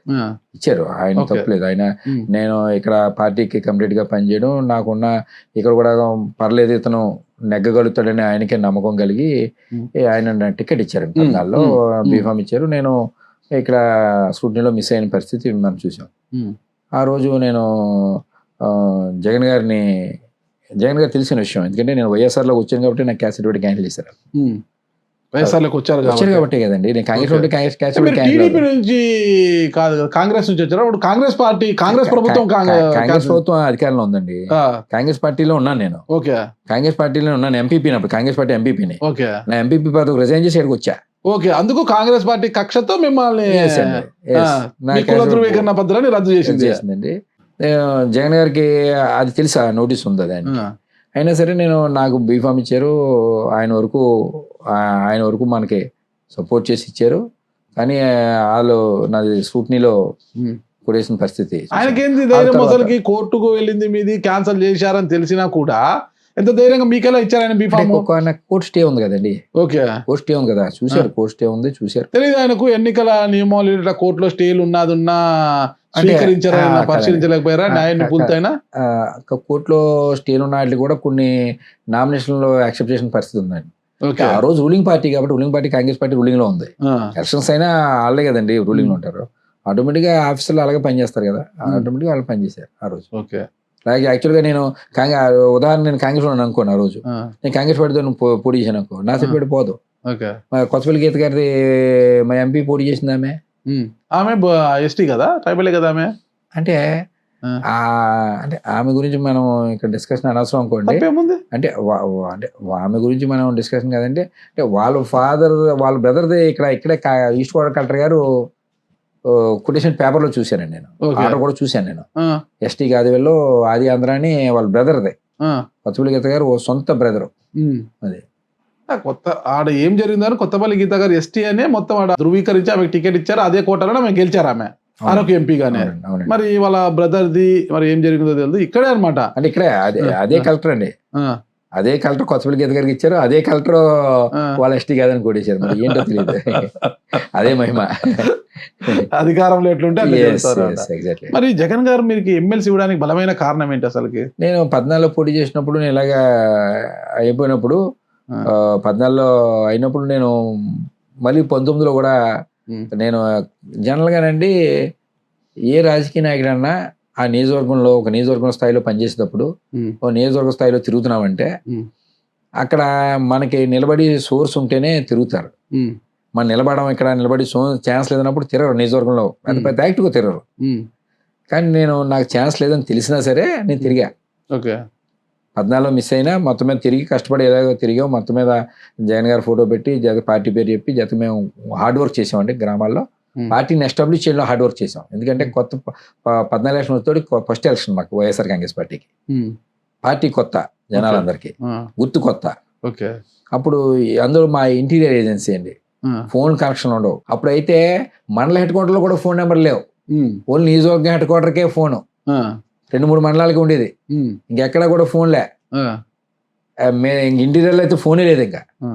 అటువంటి టైంలో కూడా మేము బాగా డెప్త్ విలేజ్లోకి వెళ్ళి అసలు 4-5 కిలోమీటర్లు కూడా అసలు కార్ గడపని పరిస్థితి, నడిచిపోవాలి.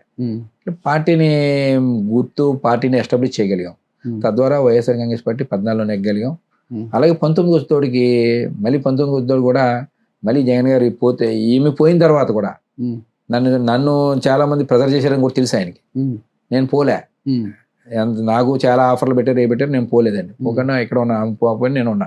మళ్ళీ ఆమె పోయిన తర్వాత మళ్ళీ ఇక్కడ నేనే పార్టీ బాధ్యతలు తీసుకుని నేనే ఆ 2 సంవత్సరాలు పార్టీని నడిపించాను. ఇక్కడ పార్టీ ఏ కార్యక్రమం చేసినా నేనే ముందు నుంచి చేసి ఉండండి. తర్వాత 19 వచ్చేటప్పుడు మళ్ళీ జగన్ మళ్ళీ ఇక్కడ మా సర్పంచ్ గారు ఎప్పటి నుంచో చేస్తుంది. మా ఫాదర్ ఉన్నప్పుడు తిరిగేదండి సర్పంచ్ గారు.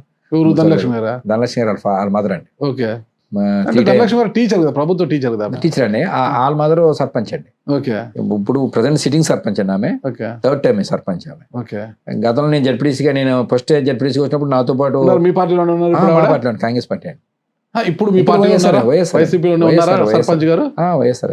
మరి మీరు ఏ ధైర్యంతో ధనలక్ష్మి గారిని నేను ఇది కంప్లీట్ చేయనండి. అప్పుడు 19లో ఇప్పుడు జగన్ గారు ఉన్నప్పుడు నేను జగన్ గారిని అడిగానండి, ఈసారి కూడా నెగ్గించేస్తానండి, నేను నా వరకు హార్డ్ వర్క్ చేస్తానండి, మన పార్టీ మీరు ఎవరు టికెట్ ఇస్తే వాళ్ళకి నెగ్గించడానికి నా వంతు కృషి నేను చేస్తానండి అని చెప్తే జగన్మోహన్ రెడ్డి గారు మన ప్రభుత్వం వస్తే నీకు గ్యారంటీగా ఎమ్మెల్సీ ఇస్తానని ఆ రోజు చెప్పారండి. చెప్పారు. 14లో చెప్పారు, 19లో కూడా చెప్పారు. మాట ప్రకారం ఇచ్చారు. నేను అడగలేదండి, ఆయనే కాకేసి. ఏ కోటాలో ఇచ్చింది ఎమ్మెల్సీ? లోకల్ బాడీస్, స్థానిక సంస్థల మీకు ఏకగ్రీవం అనుకుంటా. అప్పుడు ఏకగ్రీవం అయిందండి. అసలు ఏ ధైర్యంతో మీరు, సరే మీకంటే ఎమ్మెల్సీ ఇచ్చారులేండి, జగన్ గారు దయ పెట్టండి, 19 తర్వాత అధికారంలోకి వచ్చిన తర్వాత అసలు ఆమె ప్రభుత్వ ఉద్యోగిని, ఒక ఉపాధ్యాయురాలుగా పనిచేసుకుంటున్నారు. ఒకవేళ ఏమన్నా అడ్డం తిరిగి ఉంటే, ఒకవేళ ఇబ్బంది అయ్యి ఓడిపోయి ఉంటే పరిస్థితి 2024లో జరిగేది అప్పుడే జరిగి ఉంటే ఆమె అసలు ఉపాధి పోతుండే కదా ఆమెకు. ఏ ధైర్యంతో మీరు ధనలక్ష్మి గారిని మీరు ప్రభుత్వ టీచర్ ఉద్యోగానికి రాజీనామా చేయించి బరిలోకి దింపారు ఎమ్మెల్యే? వాస్తవం విషయం మీరు మంచి పాయింట్ అడిగారు. అది నేను ఇదే విషయం మీకు వచ్చిన ఒకటి నాకు వచ్చిందండి. ఎందుకంటే నేను 14 వంతుల రాజేష్ గారిని పెట్టానండి. పెట్టేతోడికి మొత్తం మీద మనం పెట్టాం, తీసుకొచ్చాం, మన మాట మీద, జగన్ గారి ఫోటో మీద, వైఎస్ఆర్ పార్టీ మీద ఓట్లు వేసారు. అన్న మెజార్టీ కూడా ఆ రోజు చెప్పిన ఏంటంటే, కొంచెం చదువుకున్న ఆమె, మినిమం అవగాహన ఉన్న ఆమెను పెడితే బాగున్నామో, అలా పెట్టుంటే ఇలా చేయబోనమో అని కొంతమంది పార్టీ పెద్దలు, మా నియోజకవర్గం పెద్దలు చాలా మంది సలహా చెప్పిన సందర్భం. అందుకని 19 వచ్చేతోడికి మేము కొంచెం ఎడ్యుకేటెడ్ ఉన్న వాళ్ళని పెట్టాలని డిసైడ్ అయ్యేవాడిని.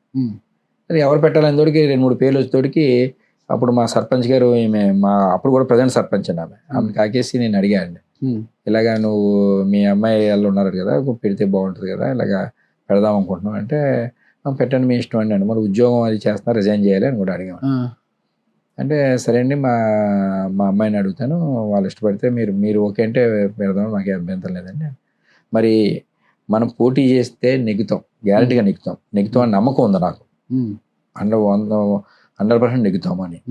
ఒకవేళ ఏదైనా మిస్ఫైర్ అయ్యి ఓడిపోతే మళ్ళీ ఉద్యోగం కూడా కష్టం అవుద్ది అని కూడా ముందే చెప్పానండి వాళ్ళకి. వాళ్ళకి ఎన్ని ఎక్స్ప్లెయిన్ చేసి చెప్పాను. ఉమ్. వాళ్ళు డిసైడ్ అయ్యి వాళ్ళు ఎంక్వైరీ చేసుకున్నారు, గ్యారంటీగా నెగ్గుతాం అని అనుకున్నారు. నేను చెప్పిన నన్ను కూడా అడిగారు 1 సార్ పర్లేదు నెగ్గలుగుతాం అని. 100% నెగ్గుతాం, 99% నెగ్గుతాం. 1% ఏమైనా అటు ఇటు అయినా ఇబ్బంది అవుద్ది, అది కూడా మీరు ఫేస్ చేయడానికి సిద్ధపడి ఉండాలి అని చెప్పాను. అంటే వాళ్ళ మదర్ కూడా రాజకీయాలు ఉంది, వాళ్ళ మదర్ కూడా రాజకీయంగా ఇంట్రెస్ట్, వాళ్ళ అమ్మాయిని తీసుకురావడం, వాళ్ళ మదర్ ఇంట్రెస్ట్ మీద తీసుకొచ్చారు ఆమె. ధైర్యంగానే రిజైన్ చేసి వచ్చారు. సంవత్సరాల ముందు రిజైన్ చేశారు. జరిగి ఉంటే నేను అన్నాను జగన్ గారితో, అన్నాను నేను ఏమన్నానంటే జగన్ గారి దగ్గరికి తీసుకెళ్ళి పరిచయం చేశాను. అంటే జగన్ గారి యొక్క వ్యక్తిత్వం గురించి చెప్తున్నాను మీకు.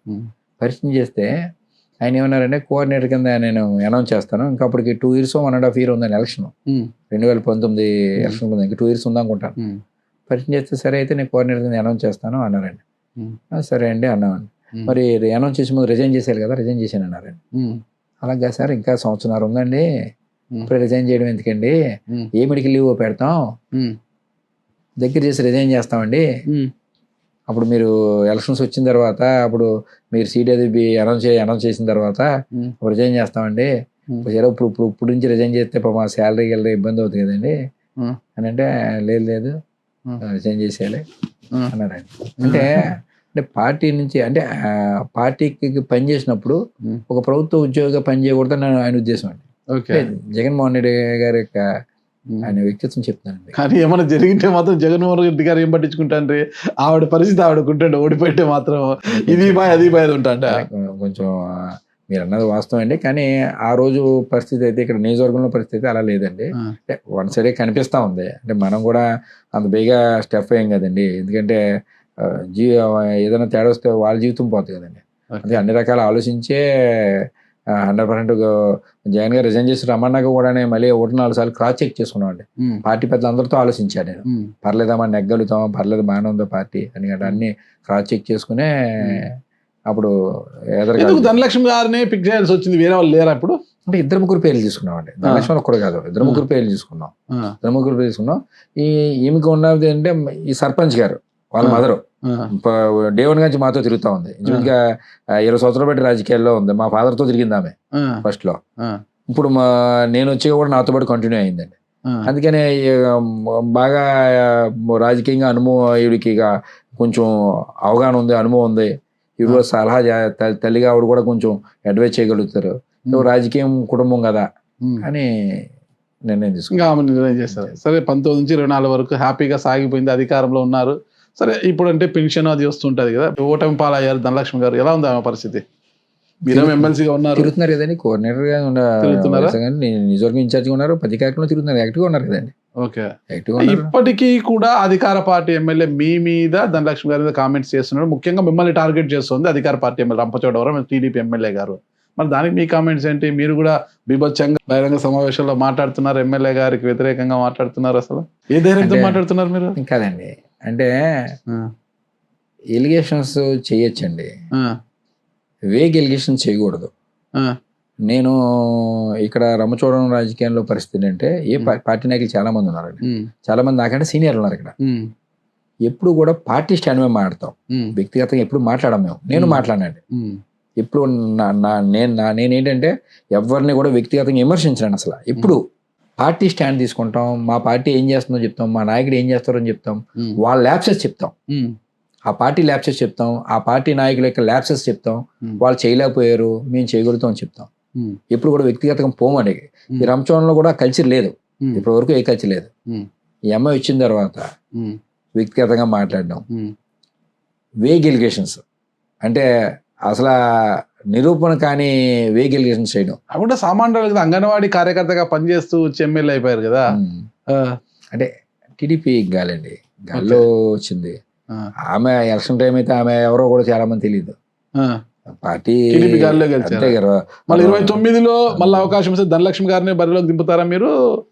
ధనలక్ష్మి గారు గ్యారంటీగా క్యాండిడేట్ గా ఉంటారు. గెలిపించగలుగుతారా ఈసారి ధనలక్ష్మి గారిని? గ్యారంటీగా నెగ్గుతారండి. నెగ్గుతారండి. ఈ రోజు ఆమె పనితీరు బాగుందంట, సిట్టింగ్ ఎమ్మెల్యే గారు పనితీరు, టీడీపీ ఎమ్మెల్యే పనితీరు బాగుంది అది అంటున్నారు. అంటే పనితీరు బాగుందని మీరు అంటున్నారా? అది అంటున్నారు అన్నాను జనాలు. జనాలు చెప్పారా మీకు? అని అడిగి ఇద్దరు ముగ్గురు అయితే పర్వాలేదు బాగానే చేస్తున్నారు అంటున్నారు. మరి అయితే మీ రిపోర్ట్ ఒకసారి చెక్ చేసుకోమని నేను అంటాను. అవునా? సరే, నేను ఇంకోసారి క్రాస్ చెక్ చేయండి. అంటే నాగరాజు గారు ఇప్పుడు రిపోర్ట్ తప్పెవరు అన్నది నాకు ఉంది. ఓకే, నాకు ఇప్పుడు డౌట్ అవుతుంది. నాకు నాగరాజు గారు అమ్మో రిపోర్ట్ కూడా తప్పు చెప్తారా అనిపిస్తుంది నాకు. ఏ ధైర్యంతో ధనలక్ష్మి గారిని గెలిపిస్తా అంటున్నారు అంటే అండి, మొన్న ఏమో భగవంతుడు తెలియాలండి.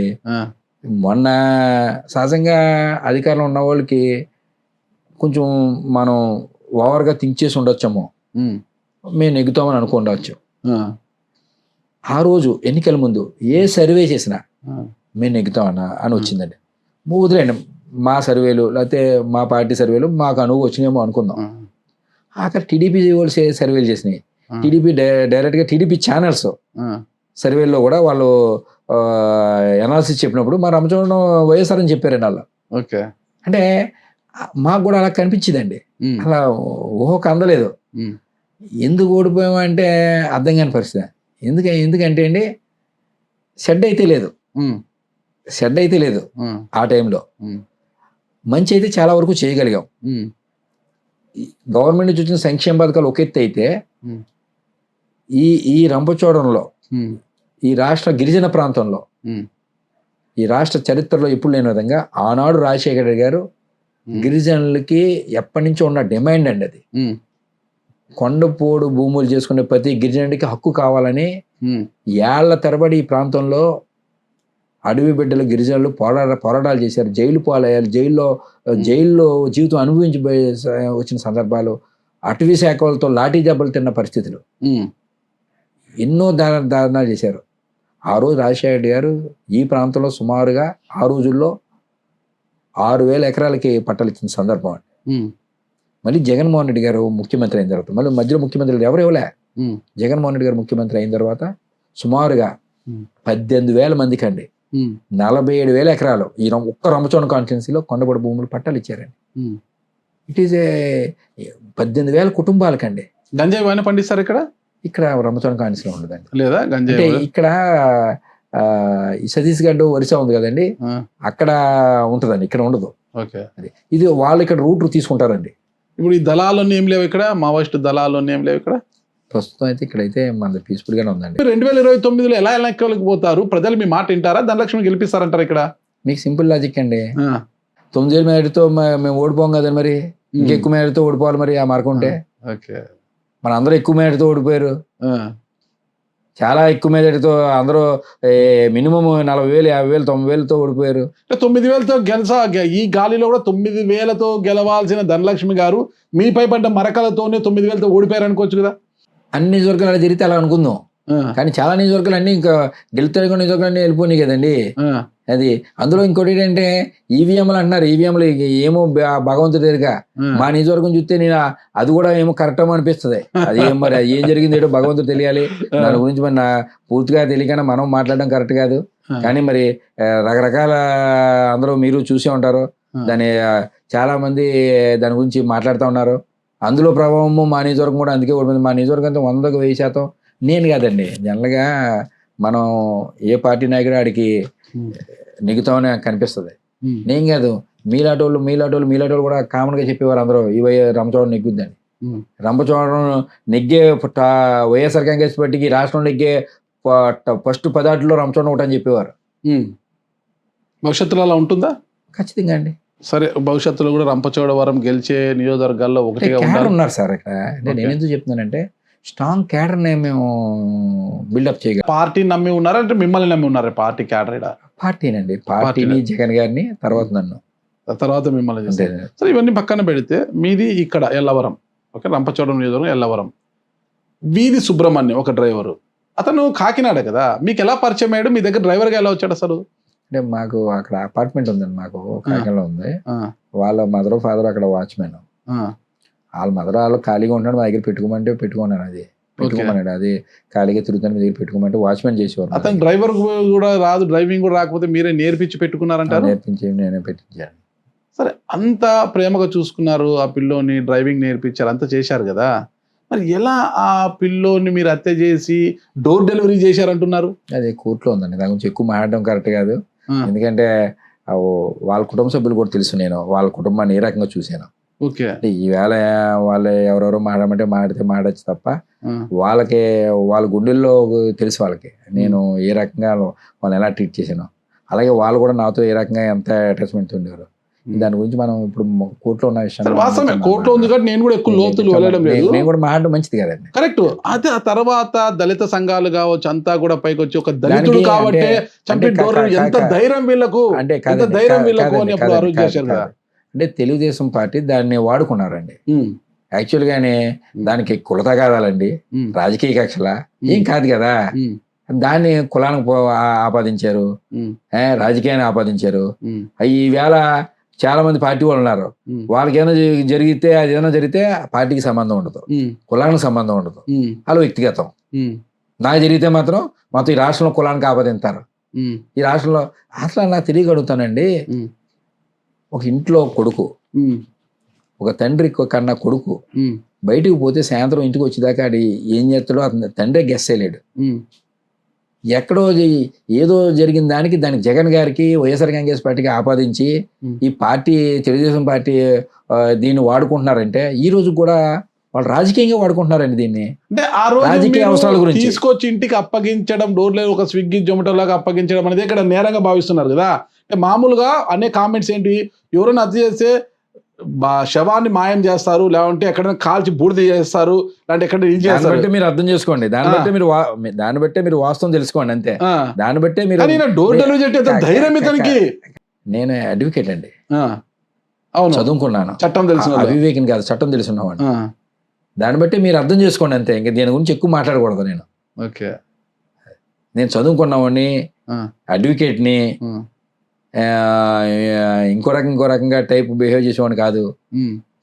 దాన్ని బట్టి మీరు అర్థం చేసుకుని దీని గురించి ఎక్కువ మాట్లాడడం బాగోదు. వాళ్ళు పదే ఆ తల్లిదండ్రులు కడుపు కోత మిగిల్చాడు, ఆ తల్లిదండ్రుల పరిస్థితి ఏంటి అంటున్నారు. ఎప్పుడైనా మీకు బాధ అనిపిస్తుందా, ఏంటిది ఇట్లా జరిగింది అని ఎప్పుడైనా బాధ అనిపిస్తుందా? ఎందుకు అనిపించదండి, ఎందుకు అనిపించదు. ఇకపోతే అదే విషయంలోనే మీరు ఐ థింక్ లాస్ట్ జరిగిన శాసనసభ సమావేశాల సమయంలో దానికి ముందే టీవీలలో స్క్రోలింగ్ అనమాట, అనంత బాబు భార్యను కూడా ఏటుగా చేర్చారు. అనంత బాబు కూడా పోలీసులు నోటీసులు ఇస్తారనే భయంతో ఆయన తప్పించుకొని తిరుగుతున్నాడు, వాళ్ళ భార్య కూడా తప్పించుకొని తిరుగుతున్నారు. పెద్ద ఎత్తున టీవీలలో స్క్రోలింగ్ వచ్చాయి. మీరు చూస్తే ఒక చోట టక్కుమని ప్రత్యక్షమయ్యారు టీవీ ముందుకి. ఎందుకు అలాంటి స్క్రోలింగ్? మీరు ఏమన్నా మాయమైపోయారు? ప్రత్యక్షం లేదే, నేను ఎక్కడికి వెళ్ళదు. అంత ముందే అసెంబ్లీకి వచ్చాను, ఆ తర్వాత అసెంబ్లీకి వచ్చాను, సుప్రీంకోర్టులో హీరింగ్ ఉంటే సుప్రీంకోర్టుకి వెళ్ళాను, హీరింగ్ చూసుకుని వచ్చానండి. టప్మని ఏం రాలేదే, వన్ డే లేను, సండే సెలవు అంతే. ఓకే. ఫ్రైడే హీరింగ్ ఉందండి సుప్రీంకోర్టులో, ఫ్రైడే వెళ్ళానండి, సాటర్డే సండే సెలవు, మండే వచ్చాను. ఈ లోపల మరి ఎవరికళ్ళు అంటే ఒక గతంలోని పత్రికా లైఫ్ లో ఉన్న వాళ్ళు వాస్తవాలు చెప్తారని అనుకునేవారు ప్రజలు. ఈవేళ వాస్తవాలు కాదు, వాళ్ళ టీఆర్పీ గురించి, వాళ్ళ రేటింగ్ల గురించి దీన్ని ప్రతి ఇష్యూని రైట్ చేస్తారనే స్టేజ్కి వచ్చేసారు. ఎందుకంటే కోర్టులో ఇష్యూ అండి అది. Simple logic. అనంతబాబుకి అక్కడ మీ అందరికీ కూడా కమ్యూనికేషన్ ఉంటుంది. కాకినాడ సీఏకో కాకినాడ డిఎస్పీకో ఫోన్ చేసి అనంతబాబు నోటీస్ ఇచ్చాడా, అతన్ని ఏమైనా ఇప్పుడు అరెస్ట్ చేద్దాం అనుకున్నారు, అతను అబ్స్కాండ్ ఉన్నాడని అడిగితే చెప్పేస్తారు కదా, అతను అరెస్ట్ చేసి పొజిషన్ ఉందో చెప్పేస్తారండి. అది నాకు బెయిల్ సుప్రీంకోర్టులో బెయిల్ ఉండి దాని డిఫాల్ట్ బెయిల్ కూడా నాకు పర్మిట్ బెయిల్ చేస్తే పర్మిట్ బెయిల్ చేసి నేను అబ్స్కాండ్లో ఎదుర్కొనవలసిన పని ఏంటి? అంటే అక్కడికి అందులో అక్కడ ఏం జరుగుతుందో అక్కడ సంబంధించిన ఆ కొన్ని ఛానల్ సంబంధించిన పత్రికా ప్రతినిధులు కూడా ఉంటారు, వాళ్ళు చూసే ఉంటారు. మరి అంటే కూడా మరి ఇలా చెప్తున్నారంటే మరి టీఆర్పీల గురించి చెప్తున్నారు, కాకపోతే ఏమనుకోవాలి చెప్పండి. అంటే విచారణకు హాజరు కావాలంటే సుప్రీంకోర్టు ఇంకా బెయిల్ మంజూరు చేయలేదు మీకు, విచారణకు హాజరు కావాలనేసి పోలీసులు మీకు ఆడ నోటీసులు ఇస్తారు. సుప్రీంకోర్టు 2022లో బెయిల్ ఇచ్చింది, ఇప్పుడు కాదు 2022లో ఇచ్చింది బెయిల్. ఓకే. మొన్న దాన్ని పర్మనెంట్ బెయిల్ చేసింది. ఓకే. ఇంటర్మ్ బెయిల్ కాసా పర్మనెంట్ బెయిల్ చేసింది. దాంట్లో ఇంకేంటండి, అది తెలుసుకోలే, అది తెలుసుకోకుండా ఊరికనే అంటే ఇంటర్మ్ బెయిల్ ఉన్న పోలీసులు విచారణకు పిలవకూడదండి. నాకు ఆల్రెడీ విచారణ అయిపోయింది కదా. అయిపోయింది కాదండి, once charge sheet is filed అండి, నా చార్జ్ షీట్ ఇస్ ఫైల్డ్. వాళ్ళు రెండోసారి విచారణకి చార్జ్ షీట్ ఫైల్ అయిన తర్వాత మళ్ళీ విచారణ ఎందుకు పిలుస్తారు? పిలవని పనిలే, కోర్టులో వేసారు వాళ్ళు further enquiry. Further enquiry court order ఏం చేసిందంటే ఫర్దర్ ఎంక్వైరీ చేయండి, రీ ఎంక్వైరీ చేయొద్దు అంది. అంటే ఫర్దర్ కి రీకి మీకు తెలుసులేండి. అదేండి, అంటే చేసిన విచారణ ఎంక్వైరీ మళ్ళీ చేయొద్దండి, ఫర్దర్ ఎంక్వైరీ చేయండి. ఫర్దర్ ఎంక్వైరీ చేయమన్నారండి. మరి నన్ను చేస్తే రీ వస్తుంది, ఓకే, చేయవలసిన పని లేదు కదండి. ఓకే, మరి ఏమి ఇప్పుడు అది కోర్టులో ఉంది, అది ఏం జరిగిందో అనేది కోర్టు నిర్ధారిస్తుంది ఫైనల్ గా. మరి మీ భార్య లక్ష్మీ దుర్గని ఉన్నట్టుండి A2గా ఎందుకు చేర్చారు? ఇది గతంలో ఒకసారి షార్ట్షీట్ వేశారండి, మళ్ళీ సిబిఐకి ఇమ్మని వీళ్ళు వెళ్ళారు. సిబిఐకి ఇవ్వడం కుదరదని హైకోర్టు డిస్మిస్ చేస్తూ డైరెక్షన్ ఇచ్చిందండి ఎవరికి, ఇన్వెస్టిగేషన్కి. ఏదైతే వాళ్ళ సిబిఐకి ఇమ్మని ఎందుకు అడుగుతున్నారో కొన్ని పాయింట్ల వల్ల ఈ డౌట్లు ఉన్నాయి మాకు, అందుకని సిబిఐకి ఇమ్మని వాళ్ళు హైకోర్టులో పిటిషన్ వేశారండి. సిబిఐకి ఇవ్వడం కుదరని పిటిషన్ డిస్మిస్ చేస్తూ హైకోర్టు వాళ్ళకి ఏ డౌట్లు ఉన్నాయో ఆ డౌట్లు అన్ని కూడా క్లియర్ చేయమంది. అంటే మళ్ళీ ఫర్దర్ ఎంక్వైరీ చేసి మళ్ళీ ఎడిషనల్ షార్ట్ షీట్ వేయమని చెప్పిందండి హైకోర్టు ఆర్డర్ చేసింది. హైకోర్టు ఆర్డర్ చేసిందండి, ఇవన్నీ కూడా నేను ఆన్ రికార్డ్ చెప్తా ఉన్నాను. హైకోర్టు ఆర్డర్ ప్రకారం మళ్ళీ వీళ్ళందరూ ఫర్దర్ ఎంక్వైరీ చేసి మళ్ళీ ఇంకో ఎడిషనల్ షార్ట్ షీట్ మళ్ళీ వేశారండి. వాళ్ళు ఏదైతే డౌట్లు ఉన్నాయో ఆ డౌట్లు అన్ని క్లారిఫై చేస్తూ అవన్నీ మళ్ళీ సబ్మిట్ చేశారండి కూడా. వాళ్ళు ఏమైతే అడిగారో అవన్నీ కూడా హైకోర్టు మళ్ళీ అవన్నీ కూడా ఫుల్ఫిల్గా రికార్డు సబ్మిట్ చేయమని ఎంక్వైరీ చేసి మళ్ళీ ఫర్దర్ ఎంక్వైరీ చేసి అన్ని ఫుల్ ఇంకో షార్ట్ షీట్ కూడా వేశారు. ఎప్పుడు కూడా మా భార్య, అదే చెప్తాను, మా భార్య అప్పటి నుంచి ఇప్పటి వరకు కూడా ఎక్కడ కూడా ఎటువంటి సంబంధం లేదు దీంట్లో, కేవలం రాజకీయ కక్ష. ఎవరికి? నా మీద అండి. ఎవరికి మీ మీద కక్ష? ఈ అధికార పార్టీ వాళ్ళకెందుకు మీరు టార్గెట్? వాళ్ళకి ఏముందండి, ఎవరికి టార్గెట్ ఉంటారు? వైఎస్ఆర్ కాంగ్రెస్ పార్టీ యాక్టివ్ తిరిగి 10 ఊళ్ళ టార్గెటే. మీరు వైఎస్ఆర్ కాంగ్రెస్ పార్టీ సస్పెండ్ అయ్యారు కదా, మీకు వైఎస్ఆర్ కాంగ్రెస్ పార్టీ కాదు కదా, మీరు నేను సస్పెండ్ చేసింది కదా. చేయించండి, చేసింది. నేను వైసీపీ కాదు కదా, నేను వైసీపీ జెండా అయితే తిరుగుతాను. జగన్ గారు వస్తే జగన్ గారు సస్పెండ్ చేసినప్పుడు హక్కు లేదు కదా మీకు, జెండా కదా. నేను నాగరాజు గారి వెంకల తిరగొద్దన్నా మీరు వెళ్తుంటే మీ కారు వెంకలు నేను వస్తానండి, మీరు వద్దంటారా? మీరు పోతున్నారండి. నాగరాజు అంటే అమ్మాను పార్టీ వాళ్ళు ఏమి మిమ్మల్ని మందలించలేదా? మేము సస్పెండ్ చేసి ఎందుకు? మా ఇప్పుడు దువ్వాడ శ్రీనివాస్ ఉన్నారు, ఆయన జెండా ఒంటరిగా తిరుగుతున్నాడు. ఆయన పార్టీని సస్పెండ్ చేస్తే ఆయన పాదయాత్రలు చేసుకుంటా జనంలోకి ఆయన వెళ్ళిపోతున్నారు స్వతంత్రుడిగా. ఆయన కూడా నాకు ఎందుకు, మీరు మాత్రమే పార్టీ జెండా, ఎక్కడైనా పార్టీ జెండా, అసెంబ్లీలో గొడవ చేసినా పార్టీ వాళ్ళ పక్కన నిలబడి ఇంటర్ ప్లకార్డులు పట్టుకొని. నాగరాజు గారు అంటే అమ్మాను అండి, మీరు కారు వేసుకుని వెళ్ళిపోతారు, మీ కారు చూస్తాను, మీ కారు నా కారు వేసుకుని వస్తాను, మీరు వద్దంటారా? కానీ అది జగన్ గారికి ఇబ్బంది కదా. ఇప్పుడు ఏదండి, డోర్ డెలివరీ బాబుని ఎంటేసుకొని తిరుగుతున్నాడు అని ఆయన అంటారు కదా. ఏమంటే ఇలా అని వాళ్ళు ఎన్నని అంటారండి. వాళ్ళు ఏంటంటే తెలుగుదేశం పార్టీకి నంది పంది చేస్తారండి. వాళ్ళు ఉన్నది లేనట్టు కూడా చూపించగలుగుతారు.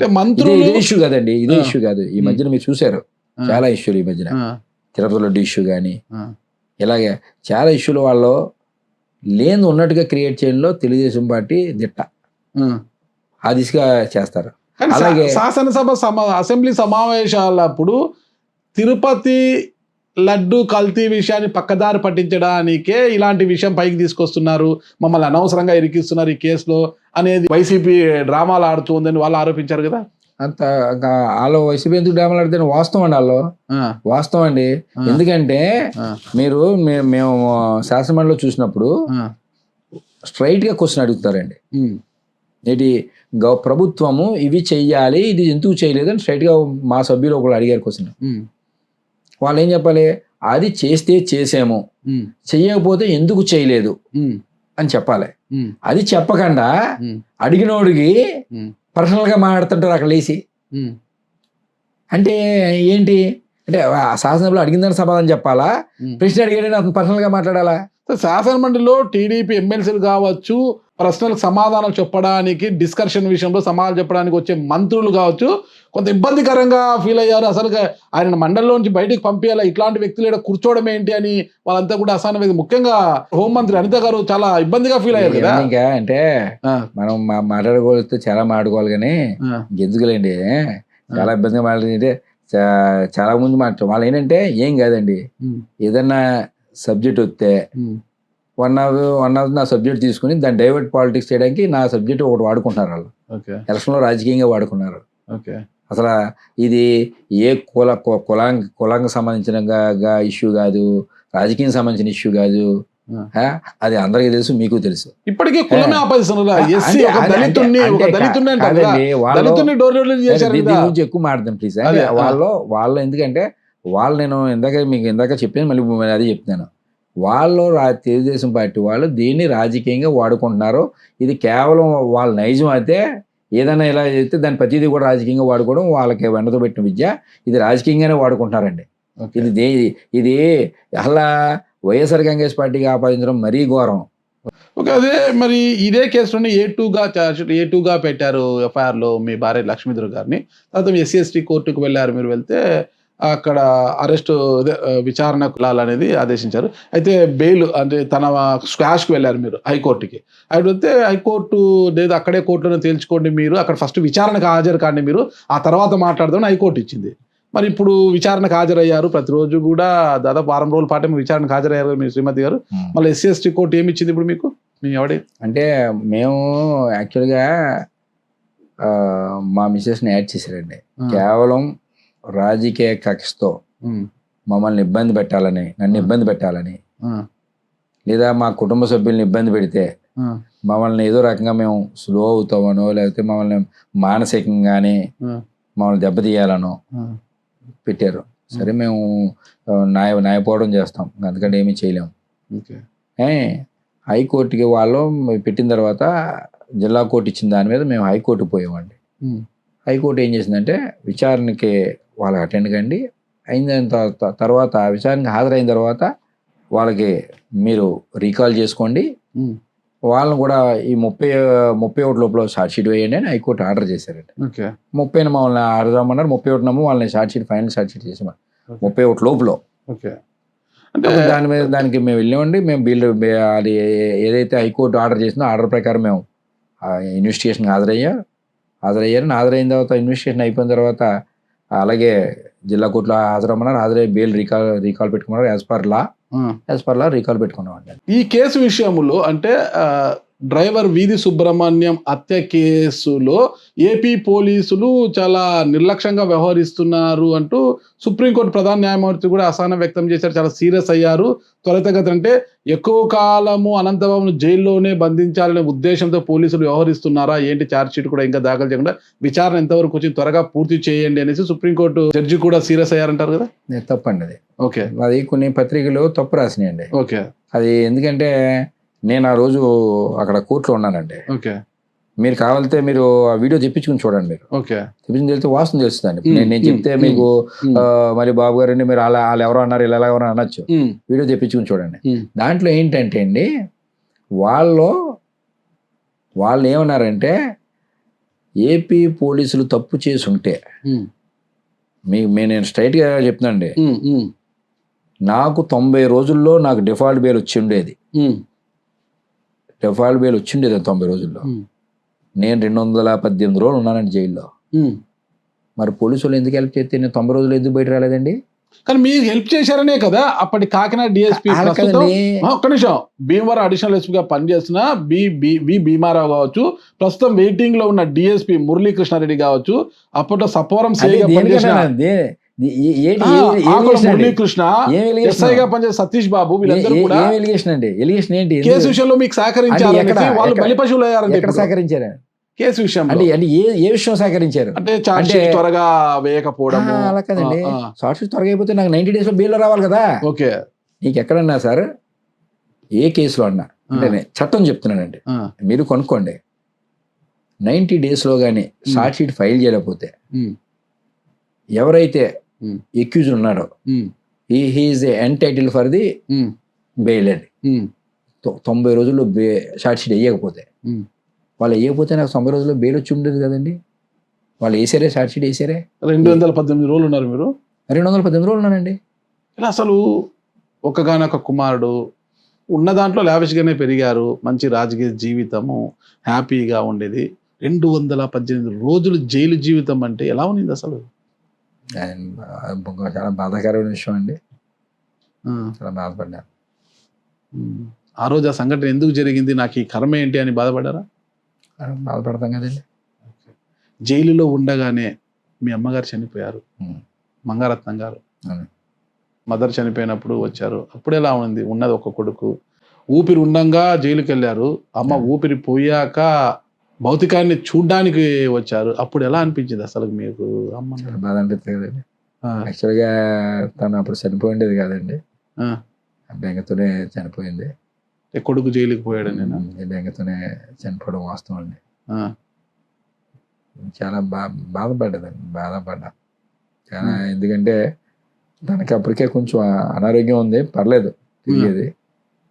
ఎప్పుడైతే ఇలాగా జరిగిందో తను తట్టుకోలేక చనిపోయింది. ఆ టైంలో చనిపోవడం చాలా బాధాకర విషయం. మీకు ఎవరు ఫోన్ చేశారు అమ్మ చనిపోయినప్పుడు? ఇక్కడ మీ భార్య ఒకటి, మీ కూతురు ఒకటే ఉంటారు ఇంట్లో, పాపం ఇబ్బంది. ఎవరు ఫోన్ చేశారు? ఎలా తెలిసింది మీకు సమాచారం? అసలుకి జైల్లో ఉన్న మీకు ఎలా సమాచారం? మా బావగారు ఇక్కడ జైలు సూపరింటెండెంట్కి ఇంటిమేట్ చేశారండి. ఓకే, వాళ్ళకి ఫోన్ చేశారు? వాళ్ళు చేశారండి. వాళ్ళ సూపరింటెండెంట్ వాళ్ళు నాకు ఇంటిమేట్ చేశారు. అమ్మ భౌతికాన్ని చూసినప్పుడు మీకు ఏమనిపించింది? వచ్చింది? నేను నాతో మా అమ్మ బాగా అటాచ్మెంట్ అండి. నాకు బాగా చిన్నప్పటి నుంచి నాకు ఫాదర్ అంటే మాత్రమే బాగా అటాచ్మెంట్. ఓకే. మా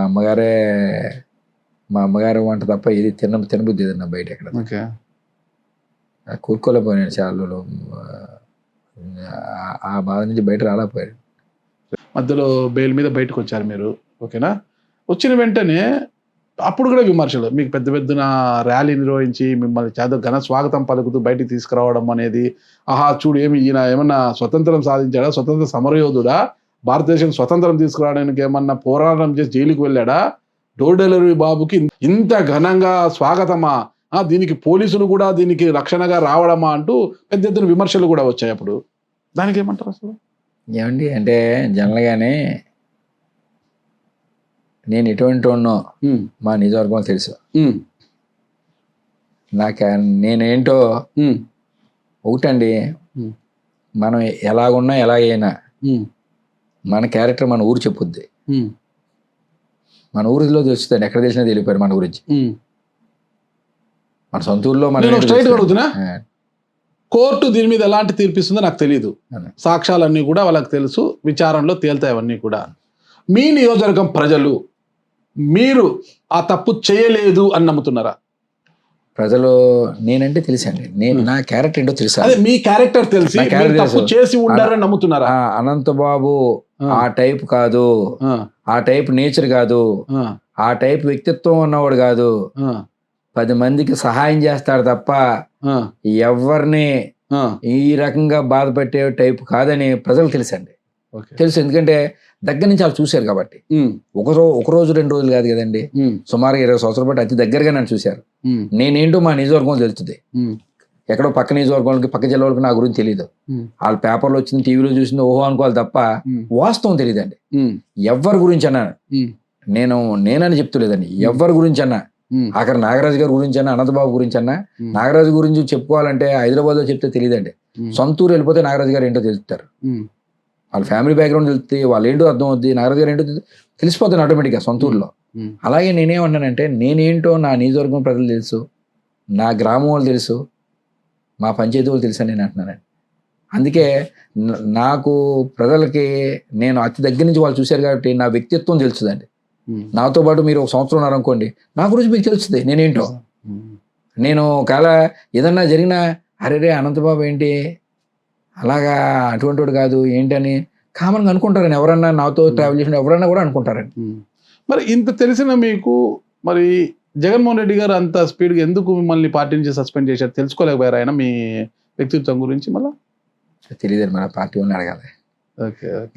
అంటే పోలీసుల నిర్లక్ష్యం స్పష్టంగా కనిపిస్తుంది. దీన్ని ఈ కేసును పర్యవేక్షించే బాధ్యత ఆంధ్రప్రదేశ్ హైకోర్టుకి సుప్రీంకోర్టు. పోలీసు వాళ్ళు సహకరించుంటే నాకు డిఫాల్ట్ బెయిల్ ఎందుకు వస్తుంది? నేను స్ట్రైట్గా అదే క్వశ్చన్ అండి. డిఫాల్ట్ బెయిల్ 90 రోజుల్లో నేను బయటకు వచ్చేయాలండి.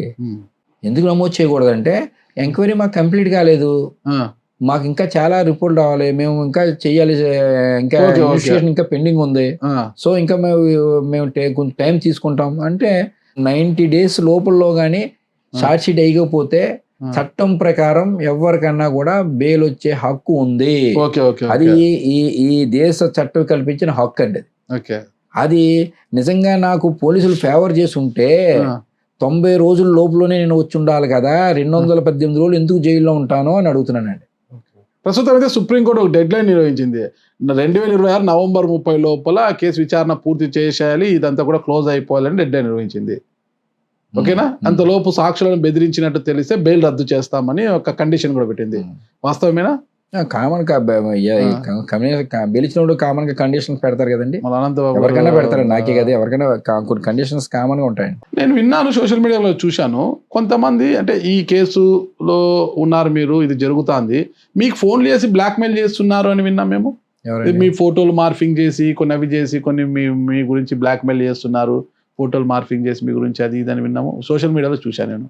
ఏవో కొంతమంది రకరకాలు చేస్తారండి అవన్నీ. ఓకే. ఏముంది ఈ మధ్యన ఎలాగందంటే అలా ధైర్యారండి. ఇక ఇవి కూడా మీ కొన్ని ఇది కూడా వాల్యూస్ లేని వాళ్ళు అండి. ఎవరో కొంతమంది ఏలిమే ఉన్నారు వాల్యూస్ గల వాళ్ళు ప్రెస్ లో కూడా. ఓకే. ఇలా మీలాంటి సీనియర్లు ఉన్నారు, అందరూ కూడా ప్రతి ఊరు కూడా చిన్న కెమెరా చిన్న గొట్టం పట్టుకుని బయలుదేరుతున్నారు. ఓకే. అది మిగిలిన అనుభవం ఉన్న వాళ్ళు ఎంతమంది ఉన్నారు ఏళ్ళ మీద ఉన్నారు, ఎవరిని కామెంట్ చేయకూడదు అనుకోండి నేను చెప్తున్నాను. అన్న వాళ్ళం కాదు అంటే వ్యవస్థ శుభ్రం పడసనట్టు పోయే పరిస్థితి వస్తుందండి. అది మొత్తం మీద ఈ కేసులో మీరు మీ భార్య లక్ష్మీ దుర్గ గారు సచ్చీలుగా బయటపడతారని ఒక నమ్మకం ఉందా? చట్టంగా లోబడే పని అడుగు ఉంటామండి, చట్టంగా అనుగుణంగా ఉంటాం, న్యాయ ప్రకారం పోరాటం చేసుకుంటాం, న్యాయం జరుగుద్దని ఆశిస్తున్నాం. మీరు రంపచోడవరం నియోజకవర్గ వాసులు, ఎల్లవరంలో ఉంటారు మీరు. గతంలో ప్రత్తిపాడు ఎమ్మెల్యే టికెట్ మీరు ఆశించారు, అక్కడ కూడా ఇన్ఛార్జిగా పనిచేశారు, టికెట్ ఆశించారు అంటున్నారు కదా, మరి అక్కడికి ఎందుకు వెళ్ళారు మీరు? మళ్ళీ ఇన్ఛార్జిగా పని చేయలేదండి. అంటే ఇది మా పక్క కాన్స్టిట్యున్సీ అండి. ఆ, ప్రతిపాడుని రంపచోడవరం రెండు కలిసే ఉంటాయండి. ఆ, కొన్ని విలేజ్లు మా దగ్గర ఉంటాయి, కొన్ని విలేజ్లు వాళ్ళ దగ్గర ఉంటాయి. ఆ, మీరు ఇలా వెళ్తుంటే కొన్ని గ్రామాలు దాటి వెళ్తుంటారు మీరు, అవి ప్రతిపాడు నియోజకవర్గం. కొన్ని గ్రామాలు మాయండి, ఆ, కలిసి ఉంటాయి. కామన్ గా నేను అక్కడ కూడా జనరల్ గా అక్కడ చదువు అయ్యి అక్కడ ఎక్కువ అక్కడే అండి. ఆ, పార్టీ కార్యక్రమాలు ఏమైనా ఉంటుంటే అటెండ్ అవుతుంటానండి. ఓకే. జనరల్ గా పార్టీ ఏమైనా కార్యక్రమాలు ఏమైనా ఉంటే నేను అక్కడ వెళ్ళి అటెండ్ అయ్యి చేస్తుంటానండి. ఇప్పుడు ఈ విచారణ బాధ్యతలు వచ్చేసి మీ కేసు సంబంధించి విచారణ బాధ్యతలు ఏఎస్పీ మనీష్ దేవరాజ్కి ఏదో అప్పచెప్పారు. మొత్తం కూడా దీన్ని నవంబర్ 30 లోపల ఈ కేసుని క్లోజ్ చేయమనేసి చెప్తున్నారు. మీరు కూడా కోరుకుంటున్నారా తొందరగా ఈ కేసు క్లోజ్ అయిపోతే నేను ప్రశాంతంగా ఉండొచ్చు అనేది కోరుకుంటున్నారా? అంతే కామన్ అనుకుంటాం కదండి. ఓకే. అంటే ఏదైనా జరగచ్చు కదా, అటైనా పడచ్చు ఇటైనా పడచ్చు కదా, అంటే ఎటువైపు పడతాం అనుకుంటున్నారు? చట్టంలో కోర్టులో ఉంది కదండి, మనం ఇప్పుడు ఏమీ దాని మీద మన జడ్జిమెంట్ చెప్పకూడదు. ప్రస్తుతం మీ ఆవిడకి బెయిల్ మంజూరైందా? ఇచ్చారు కదా, మన మెన్బిడబ్ల్యూ రీకాల్ చేశారు కదండి. ఓకే. రీకాల్లో స్వీకరించిందా? రీకాల్ ఇచ్చారు కదండి. ఓకే. ఓకే. ఇప్పుడు ఎలా ఉన్నారు ఆవిడ? బాగున్నారండి, హౌస్ వైఫ్ కదండి, ఇంట్లో ఉంటారు, ఇప్పుడు బయట రారు. ఓకే. బాగా షాక్ అవుతారు కదండి. ఇటువంటి ఇప్పుడు పర్లేదు చేయలేదు, కావాలని ఇంట్లో ఆడవాళ్ళని బయట లాగారు. రాజకీయంగా కూడా ఇంట్లో ఆడవాళ్ళని బయట లాగడం కూడా వెనకాడతలేదు. ఇలా రాజకీయంగా జరిగింది అంటారు మీరు? వాస్తవంగా మా మిస్సెస్ అయితే 100% రాజకీయంగా మమ్మల్ని ఇబ్బంది పెట్టాలని యాడ్ చేశారు.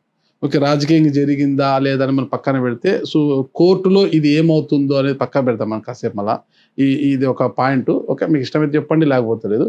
చివరిగా ఏదైనా ఓకే, మీరు సచ్చీలుగా బయటకు వచ్చిన తర్వాత ఆ కుటుంబము, ఆ పిల్లోడు ఎలా చనిపోయాడు అనేది మళ్ళీ అది కోర్టు తెలుస్తుంది, మనకు సంబంధం లేని విషయం అది. మీరు సచ్చీలు ఇప్పుడు అంటే వాళ్ళ కుటుంబ సభ్యులతో మీరు కలవకూడదు, కలవడం తప్పు, నేరం, అది తప్పు కూడా, ఎందుకంటే వాళ్ళని ప్రలోభ పెట్టినట్లు అవుతుంది కాబట్టి మీరు కలవకూడదు కూడా. భవిష్యత్తులో మీరు సచ్చీలుగా బయటకు వచ్చినప్పుడు మీరు గతం నుంచి ఆ కుటుంబంతో మీకు పరిచయం ఉంది కాబట్టి, మీ దగ్గర వాళ్ళు పనిచేశారు కాబట్టి, ఆ కుటుంబాన్ని ఆదుకునే ప్రయత్నం ఏమైనా చేస్తారా? ఎప్పుడు అండి వాళ్ళ కుటుంబాన్ని అంటే ఎప్పుడు కూడా నేను ఎలా ఉంటానో నేను చెప్పడం కదండి, వాళ్ళ కుటుంబం పట్ల ఏ రకంగా ఉంటానో వాళ్ళు తెలుసు. వాళ్ళ కుటుంబాన్ని ఏ రకంగా ఆదరించేవాడినో వాళ్ళు తెలుసు. నేను ఎప్పుడు ప్రత్యేకంగా అడగక్కర్లేదు, నేను ఎవరు చెప్పక్కర్లేదు, ఎవరు అడగక్కర్లేదు. అంటే అంత బాండింగ్ అండి అది. ఆ రకంగానే వాళ్ళకి ఏం వచ్చినా నాకే చెప్పేవారు, ఏం వచ్చినా నేను చేసే హెల్ప్ నేను చేసేవాడిని. ఎప్పుడు కూడా నేను వాళ్ళకి ఎప్పుడు అనగా నిలిచాను. ఈ కేసు విషయంలో మీ మేనత్తల భర్తలైన వరపుల సుబ్బారావు గారి నుంచి కావచ్చు, జ్యోతుల్ నెహ్రూ గారి కుటుంబాల నుంచి కావచ్చు, ఏమన్నా మీకు మద్దతు ఉందా? అల్లుని బయటికి తీసుకురావాలనే ఒక తపన ఏమన్నా పడుతున్నారు వాళ్ళు? మీకు ఎందుకంటే నేను వాస్తవం దగ్గరగానే మాట్లాడదాం ఉంటాను ఎక్కువ. ఓకే. అంటే నేను లాజిక్కే చెప్తాను మీకు. ఓకే. మీరు ఇందాక అడిగారు ఇలాగ ఇక్కడ అది ఇది అని. 25 సంవత్సరాల కెరియర్ లో నా మీద ఎంత కేసు లేదు, అటువంటి మరి ఉంటే నన్ను నిజంగా ఉంటే కేసు పెట్టచ్చు కదా వాటి మీద. ఇప్పుడు కూడా ఇంకోటి అడుగుతున్నానండి, నిజంగా వాళ్ళు మాకు ఆదుకుని చేసుకుని ఉంటే మా మిస్సెస్ ని అన్యాయంగా ఎందుకు పెట్టింటారండి? మా మిస్సెస్ ని అన్యాయంగా ఎందుకు పెడతారు? మరి అన్యాయంగా పెట్టింది కూడా అన్యాయమైన మీ మిస్సెస్ ది చాలా కాదండి. 2 సంవత్సరాలు పోయిన తర్వాత సంవత్సరం ఆ రోజు ఆ సంఘటన అప్పుడు మీ ఆవిడ మీతోనే ఉన్నారు అనేది అంటే పేపర్లో చెప్తూ లేదు. పేపర్లకి ఏం చెప్తాను, పోలీసులు చెప్తున్నారు. ఓకే. పేపర్లు ఏమి వాళ్ళకి ఏమైనా ఆధారాలు ఉన్నాయా? పోలీసులు ఏం చెప్తారో అది రాస్తారు మీరు, అంతే కదా. అప్పుడున్న ఎస్పీ రవికుమార్ కూడా మీకు ఆపోజిట్ గానే స్టేట్మెంట్ ఇచ్చారు కదా ఆ రోజు. ఏమనండి ఎస్పీ రవికుమార్ కూడా ఎలా జరిగింది ఏం కథ అనేది? కదండి, ఎస్పీ రవికుమార్ అప్పుడు మా మిసెస్ గురించి ఏం మాట్లాడలేదు. మిస్సెస్ మా మిసెస్ గురించి సబ్జెక్ట్ మాట్లాడుతున్నారు, జరిగింది వెనకాల పడ్డా కుర్రాడు అది ఇది అని ఆ రోజు అది ఇంకా అప్పుడు ఏదో జరిగిందని దాని గురించి ఎక్కువ మనం ఇప్పుడు డిస్కస్ చేయడం. దీంట్లో జ్యోతుల్ నెహ్రూ గారు కానీ వర్పుల్ సుబ్బారావు గారు సహకారం లేదండి. వాళ్ళు చెప్పాం కదండి, పార్టీయే వాళ్ళ పార్టీకి వాళ్ళు తిరుగుతారండి, మా పార్టీకి మేము తిరుగుతామండి. వాళ్ళ ఫంక్షన్కి వెళ్తే మేము వెళ్తామండి, మా ఫంక్షన్కి వస్తే వస్తారు. ఫంక్షన్ వరకే తప్ప రాజకీయాల్లో వాళ్ళ రాజకీయాల్లో ఉన్నారని వాళ్ళు మాకు ఏదైనా ఉంటే హెల్ప్ చేయడాలు, రాజకీయంగా హెల్ప్ చేయడాలు, మేము వాళ్ళకి హెల్ప్ చేయడాలు ఏం ఉండవు. మీ సిస్టర్ వాళ్ళు మీ బావ వాళ్ళ సహకారం ఎలా ఉంది మీకు? అంటే మా తమ్ముడు మంచివాడు, మా అన్న మంచివాడు, ఎలాంటి పొరపాటు చేయలేదు, మా అన్న వదిన వాళ్ళు నమ్ముతున్నారు పూర్తిగా, మీ బావలు మీ చెల్లెలు అందరూ నమ్ముతారు కదా. ఓకే. ఫైనల్ గా మీరు ఏం చెప్పదలుచుకున్నారు ఈ కేసు విషయం కావచ్చు, మీ రాజకీయ జీవితం గురించి కావచ్చు, ఏం చెప్పదలుచుకున్నారు? జగన్మోహన్ రెడ్డి గారు ఎప్పుడు మీ సస్పెన్షన్ ఎత్తేస్తారు? మీరు సచ్చీలుగా తేలేంత వరకు సస్పెన్షన్ ఎత్తకపోతే ఏంటి పరిస్థితి? అది మా పార్టీ వల్ల అడగలేదు. ఓకే. ఎప్పుడైనా వెళ్ళారా జగన్ గారి దగ్గరికి? వెళ్తుంటాం కదా, ఎక్కడ కనిపించింది. అపాయింట్మెంట్ దొరకడం కష్టం, మీకేమో నేరుగా వెళ్ళిపోతారా? నేరుగా వెళ్ళిపోవడం ఉండదండి, అందరిలాగే వెళ్తాం మాలోని. ఎక్కడ కనిపిస్తే నమస్కారం పెడతాం కదండి. నమస్కారం పెట్టడం జగన్ గారు అన్నీ 10 నమస్కారం పెడతారు కదా ఎవరికన్నా, అలాగే నాకు పెడతారు. అసెంబ్లీ సమావేశాలు కూడా ఒకసారి గొడవ చేశారు, ప్రజాస్వామ్యం వర్ధిల్లాలి అది అని. అప్పుడు జగన్ గారు వెనకాల మీరు కూడా ఉన్నారు, మాట్లాడించారు జగన్ గారు మిమ్మల్ని ఎప్పుడండి? అసెంబ్లీ సమావేశాల సమావేశాల్లో వెళ్ళామండి. పార్టీ తరపున నెగ్గిన అందరూ వెళ్ళాం. ఆ రోజు దువ్వాడన్న సీన్ వచ్చాడు, ఏమన్నా నేను సస్పెండ్ చేశాను ఎందుకు వచ్చినా ఏమనలేదా? అందరూ వెళ్ళామండి, నేను కదండి, అందరూ వెళ్ళాం. మేము పార్టీ బ్యానర్ మీద నెగ్గామండి. అది పబ్లిక్ ఇష్యూ, అది పబ్లిక్ ఇష్యూ గురించి ఏ పార్టీ వాళ్ళని వెళ్ళి నిలబడచ్చు కదా. ఒక పార్టీ ఉంది, ఇంకా మిగతా వాళ్ళు టీచర్స్ ఎమ్మెల్సీ వాళ్ళు నెగ్గిన కూడా వచ్చి నిలబడ్డారు. టీచర్స్ ఎమ్మెల్సీ నెగ్గారండి కొంతమంది, వాళ్ళు వచ్చి మా జగన్ గారు ఇంకా నిలబడ్డారు. సరే, మీ జగన్ గారి మీద మీకు అభిమానం. ఫైనల్ గా ఒకటే, ఏపీ రాజధాని అమరావతి ఇది ఫిక్స్ అయిపోయింది. ఇంకా అసెంబ్లీలో అంటే శాసనసభలో తీర్మానం చేశారు, పార్లమెంట్కి పంపించారు, ఉభయ సభలో ఆమోదం పొంది ఇది ఫిక్స్ అయిపోయింది. ఇంకా మీ బాస్ ఏమో ఇప్పుడు అది ఎలా సాధ్యమవుతుంది, అందరిని ముంచేస్తున్నారు, 2 లక్షల కోట్లు పెట్టి ఎలా నిర్మిస్తారు, మావి గన్ అంటే మచిలీపట్నం, విజయవాడ, గుంటూరు 110 కిలోమీటర్ల దీర్ఘంగా ఉండే ఈ హైవేకి 2 వైపు స్థలాన్ని సేకరించి రాజధాని నిర్మిస్తే బాగుంటుంది, ఇది మా అభిప్రాయము అది ఇదని ఆయన చెప్పారు. మీరు దీనికి ఏకీపిస్తారా? అంటే వాస్తవంగానే ఫస్ట్ కానీ జగన్ గారి వాదన ఏంటంటే అండి, అక్కడ గవర్నమెంట్ ల్యాండ్స్ చాలా ఉన్నాయి, అవి వాడుకోవచ్చు కదా. ఫస్ట్ కాంచి ఆయన ఈ గుంటూరు వీటి మధ్యన, విజయవాడ గుంటూరు మధ్యన గవర్నమెంట్ ల్యాండ్స్ చాలా ఉన్నాయి, అవి కూడా రోడ్డు కానుకో ఉన్నాయి, హైవే కానుకో ఉన్నాయి, అవి వాడుకోవచ్చు కదా. రైతులు 2 పంటలు పండే భూములు ఎందుకు మనం పాడు చేయాలి? అందుకు ఇప్పుడు రాష్ట్రం చాలా ఫైనాన్షియల్ క్రైసిస్ లో ఉంది. క్రైసిస్ లో ఉన్నప్పుడు దీన్ని ఏ రకంగా చేయాలి అనే దాని మీద ఫస్ట్ కాంచి జగన్మోహన్ రెడ్డి గారు ఇంత క్రైసిస్ ఉన్నప్పుడు ఈయన ప్రైవేట్ ల్యాండ్స్ కొని ఇన్ని కోట్ల రూపాయలు వెచ్చించడం ఎంతవరకు కరెక్టో అది కాదని ఫస్ట్ కానీ జగన్మోహన్ రెడ్డి గారు వాదన అండి. జగన్మోహన్ రెడ్డి మీరు వాస్తవంగా కూడా మీరు కూడా చూడండి సార్, అసలు మిగతాదన్ని సబ్జెక్టులో డెప్త్లోకి పోదలుచుకోలేదు కానండి, అంత లోపలికే ఒక సీఎం, ఒక జడ్జి గారు, ఒక హైకోర్టు అక్కడ ఉంది, ఒక అసెంబ్లీ ఉంది, ఒక సెక్రటరియట్ ఉంది, ఒక చీఫ్ సెక్రటరీ వెళ్తారు, ఒక డీజీపీ పోతారు, ఒక మినిస్టర్, ఒక సీఎం, ఒక హైకోర్టు జడ్జిలు పోతే ఒక కారు వెళ్తే 2వ కారు వెళ్ళిన పరిస్థితి అండి. అసలు మీరు ఎప్పుడన్నా నేను అక్కడికి వెళ్ళినప్పుడు, ఆ రోడ్లో వెళ్ళినప్పుడు మీకు అనిపించలేదండి ఏంటి ఇక్కడ పెట్టారు రాజ్యసభ అని? అలా ఎంతమంది కనిపించి ఉంటుందండి? అది అక్కడ జగన్మోహన్ రెడ్డి గారి ఉద్దేశం ఏంటంటే, ఏదైతే ప్రభుత్వ భూములు ఉన్నాయో ఆ భూములు చూసుకుని అక్కడ పెట్టుకుంటే ఇంత డబ్బు మనం ఖర్చు పెట్టవలసిన అవసరం లేదు కదా. ఊరిని ఇంత డబ్బులు ఖర్చు పెట్టి రాజధాని పేరుతో ఇన్ని డబ్బులు ఖర్చు పెట్టి ఫైనాన్షియల్ క్రైసిస్తో ఇంత ఉన్నప్పుడు ఇన్ని డబ్బులు ఇన్ ఫ్యూచర్ కూడా ఇన్ని డబ్బులు ఖర్చు పెట్టాలి. ఇన్ని డబ్బులు ఖర్చు పెట్టే స్తోమత ఈ రాష్ట్రానికి ప్రస్తుతం లేదు ఇప్పుడు ఆర్థిక పరిస్థితిని బట్టి. దాన్ని బట్టి ఎంతవరకు దీని అన్నీ కూడా ఏదైతే ఇన్ఫ్రాస్ట్రక్చర్ ఎప్పుడు కంప్లీట్ చేయగలుగుతామని జగన్మోహన్ రెడ్డి గారు ఆందోళనని, అంతే తప్ప వేరే ఉద్దేశం అయితే కాదు. మావి గన్ని మీరు సమర్థిస్తున్నారు జగన్మోహన్ రెడ్డి గారు మావి గన్ని అంటే జగన్మోహన్ రెడ్డి గారు మీకు నది చెప్తున్నాను నేను. ఇప్పుడు ఆల్రెడీ వాళ్ళందరూ చేశారు, ఆల్రెడీ బిల్ అది పాస్ చేశారని చూసాం మనం. ఇప్పుడు జగన్మోహన్ రెడ్డి గారు అనేది ఏంటంటే ఆయన సూచన చెప్తా ఉన్నారు. ఒక సూచన, ఈ సూచన ఇక్కడ ఇన్ని కోట్ల రూపాయలు అవసరం ఉంది, ఇక్కడైతే ఇన్ని కోట్ల రూపాయలు అవసరం లేదు. ఇంత రాష్ట్రం ఇంత ఫైనాన్షియల్ క్రైసిస్లో ఉన్నప్పుడు ఇన్ని కోట్ల రూపాయలు వెచ్చించి అప్పులు చేసి జీతాలు కూడా ప్రభుత్వ ఉద్యోగులు కూడా జీతాలు ఇవ్వలేని పరిస్థితుల్లో ఉన్నప్పుడు ఇన్ని కోట్ల రూపాయలు వెచ్చించి అమరావతి పూర్తి చేయగలుగుతామా? ఇక్కడ పెడితే అంత డబ్బులు ఖర్చు ఉండదా అని జగన్మోహన్ రెడ్డి గారి ఉద్దేశం అండి. ఓకే, ఫైనల్గా మీరు ఏం చెప్పదలుచుకున్నారండి మీ నియోజకవర్గ ప్రజలకు? మీ గురించి ఏం చెప్పదలుచుకున్నారు? నేను ఖచ్చితంగా ఈ ప్రాంతంలో మా నియోజకవర్గం ప్రజలందరూ కూడా చాలామంది మెజారిటీ వాళ్ళు, మీకు ఇందాక ఈ పాయింట్ చెప్పడం మర్చిపోయండి, ఎస్టీ వాళ్ళు ఎక్కువ అండి. నా చుట్టూ కూడా ఎస్సీలు ఎస్టీలు ఎక్కువ ఉంటారండి. నేను ఉన్న ప్రాంతం కూడా అదే. ఈ ప్రాంతంలో అందరూ కూడా చాలా అమాయకులు పాపం. వాళ్ళందరికీ కూడా మంచి గవర్నెన్స్ అందించే దిశగా మనం వాళ్ళ పక్షాన పోరాటం చేయాలి. వాళ్ళ గొంతే నేను ఎప్పుడు మాట్లాడాలి. అధికారం ఉన్నా లేకపోయినా, పదవి ఉన్నా లేకపోయినా వాళ్ళ గొంతే వాళ్ళ సమస్యలు పరిష్కరించుకొని నిరంతరం ప్రజల మధ్య ఉండాలి. ఒక ఆకలితో ఉన్న ఒక కడుపు నిండి వాడికి అన్నం పెట్టడం కంట ఆకలితో ఉన్న వాడికి ఒక ముద్ద అన్నం పెట్టడం అన్నది చాలా ఆనందకరమైన విషయం అనేది నమ్ముతానండి నేను. ఒక అన్నీ తెలిసిన వాడికి పని చేసి కంట అమాయకులకి పని చేయడం, సేవ చేయడం అన్నది గొప్ప విషయం అనేది నేను భావిస్తానండి. అందుకే మా ప్రాంత ప్రజలంటే నేను నా ఇంట్లో నా బిడ్డలకి ఏదన్నా ఆపద వస్తే ఏ రకంగా ఆరాట పడతామో, తపన పడతామో, ఈ నియోజకవర్గంలో ఒక సామాన్య గిరిజనుడికి ఏదైనా ఆపద వచ్చిందంటే ఆ రకంగా తపన పడతాను, ఆ రకంగా ఆరాట పడతానండి. చాలామంది అధికారులు కానీ ఎక్కడైనా హాస్పిటల్ పోయినప్పుడు హాస్పిటల్లో మేనేజ్మెంట్ కానీ ఇంతలాగా మీరు తాపత్రయపడుతున్నారు ఏంటండి బాబు, ఇంతలాగా మీరు బతిమాలుతున్నారు ఏంటండి బాబు అని అంటుంటారు. అంటే ఆ రకంగా ప్రజలకు ఖచ్చితంగా పక్షాన ఉంటాను. అధికారం వాళ్ళ గొంతే ఉంటాను. వాళ్ళకి ఏ సమస్య వచ్చినా ముందుంటాను. వాళ్ళకి నా వంతు పని చేయవలసింది ఖచ్చితంగా చేసుకుంటూ ముందుకు సాగుతాను.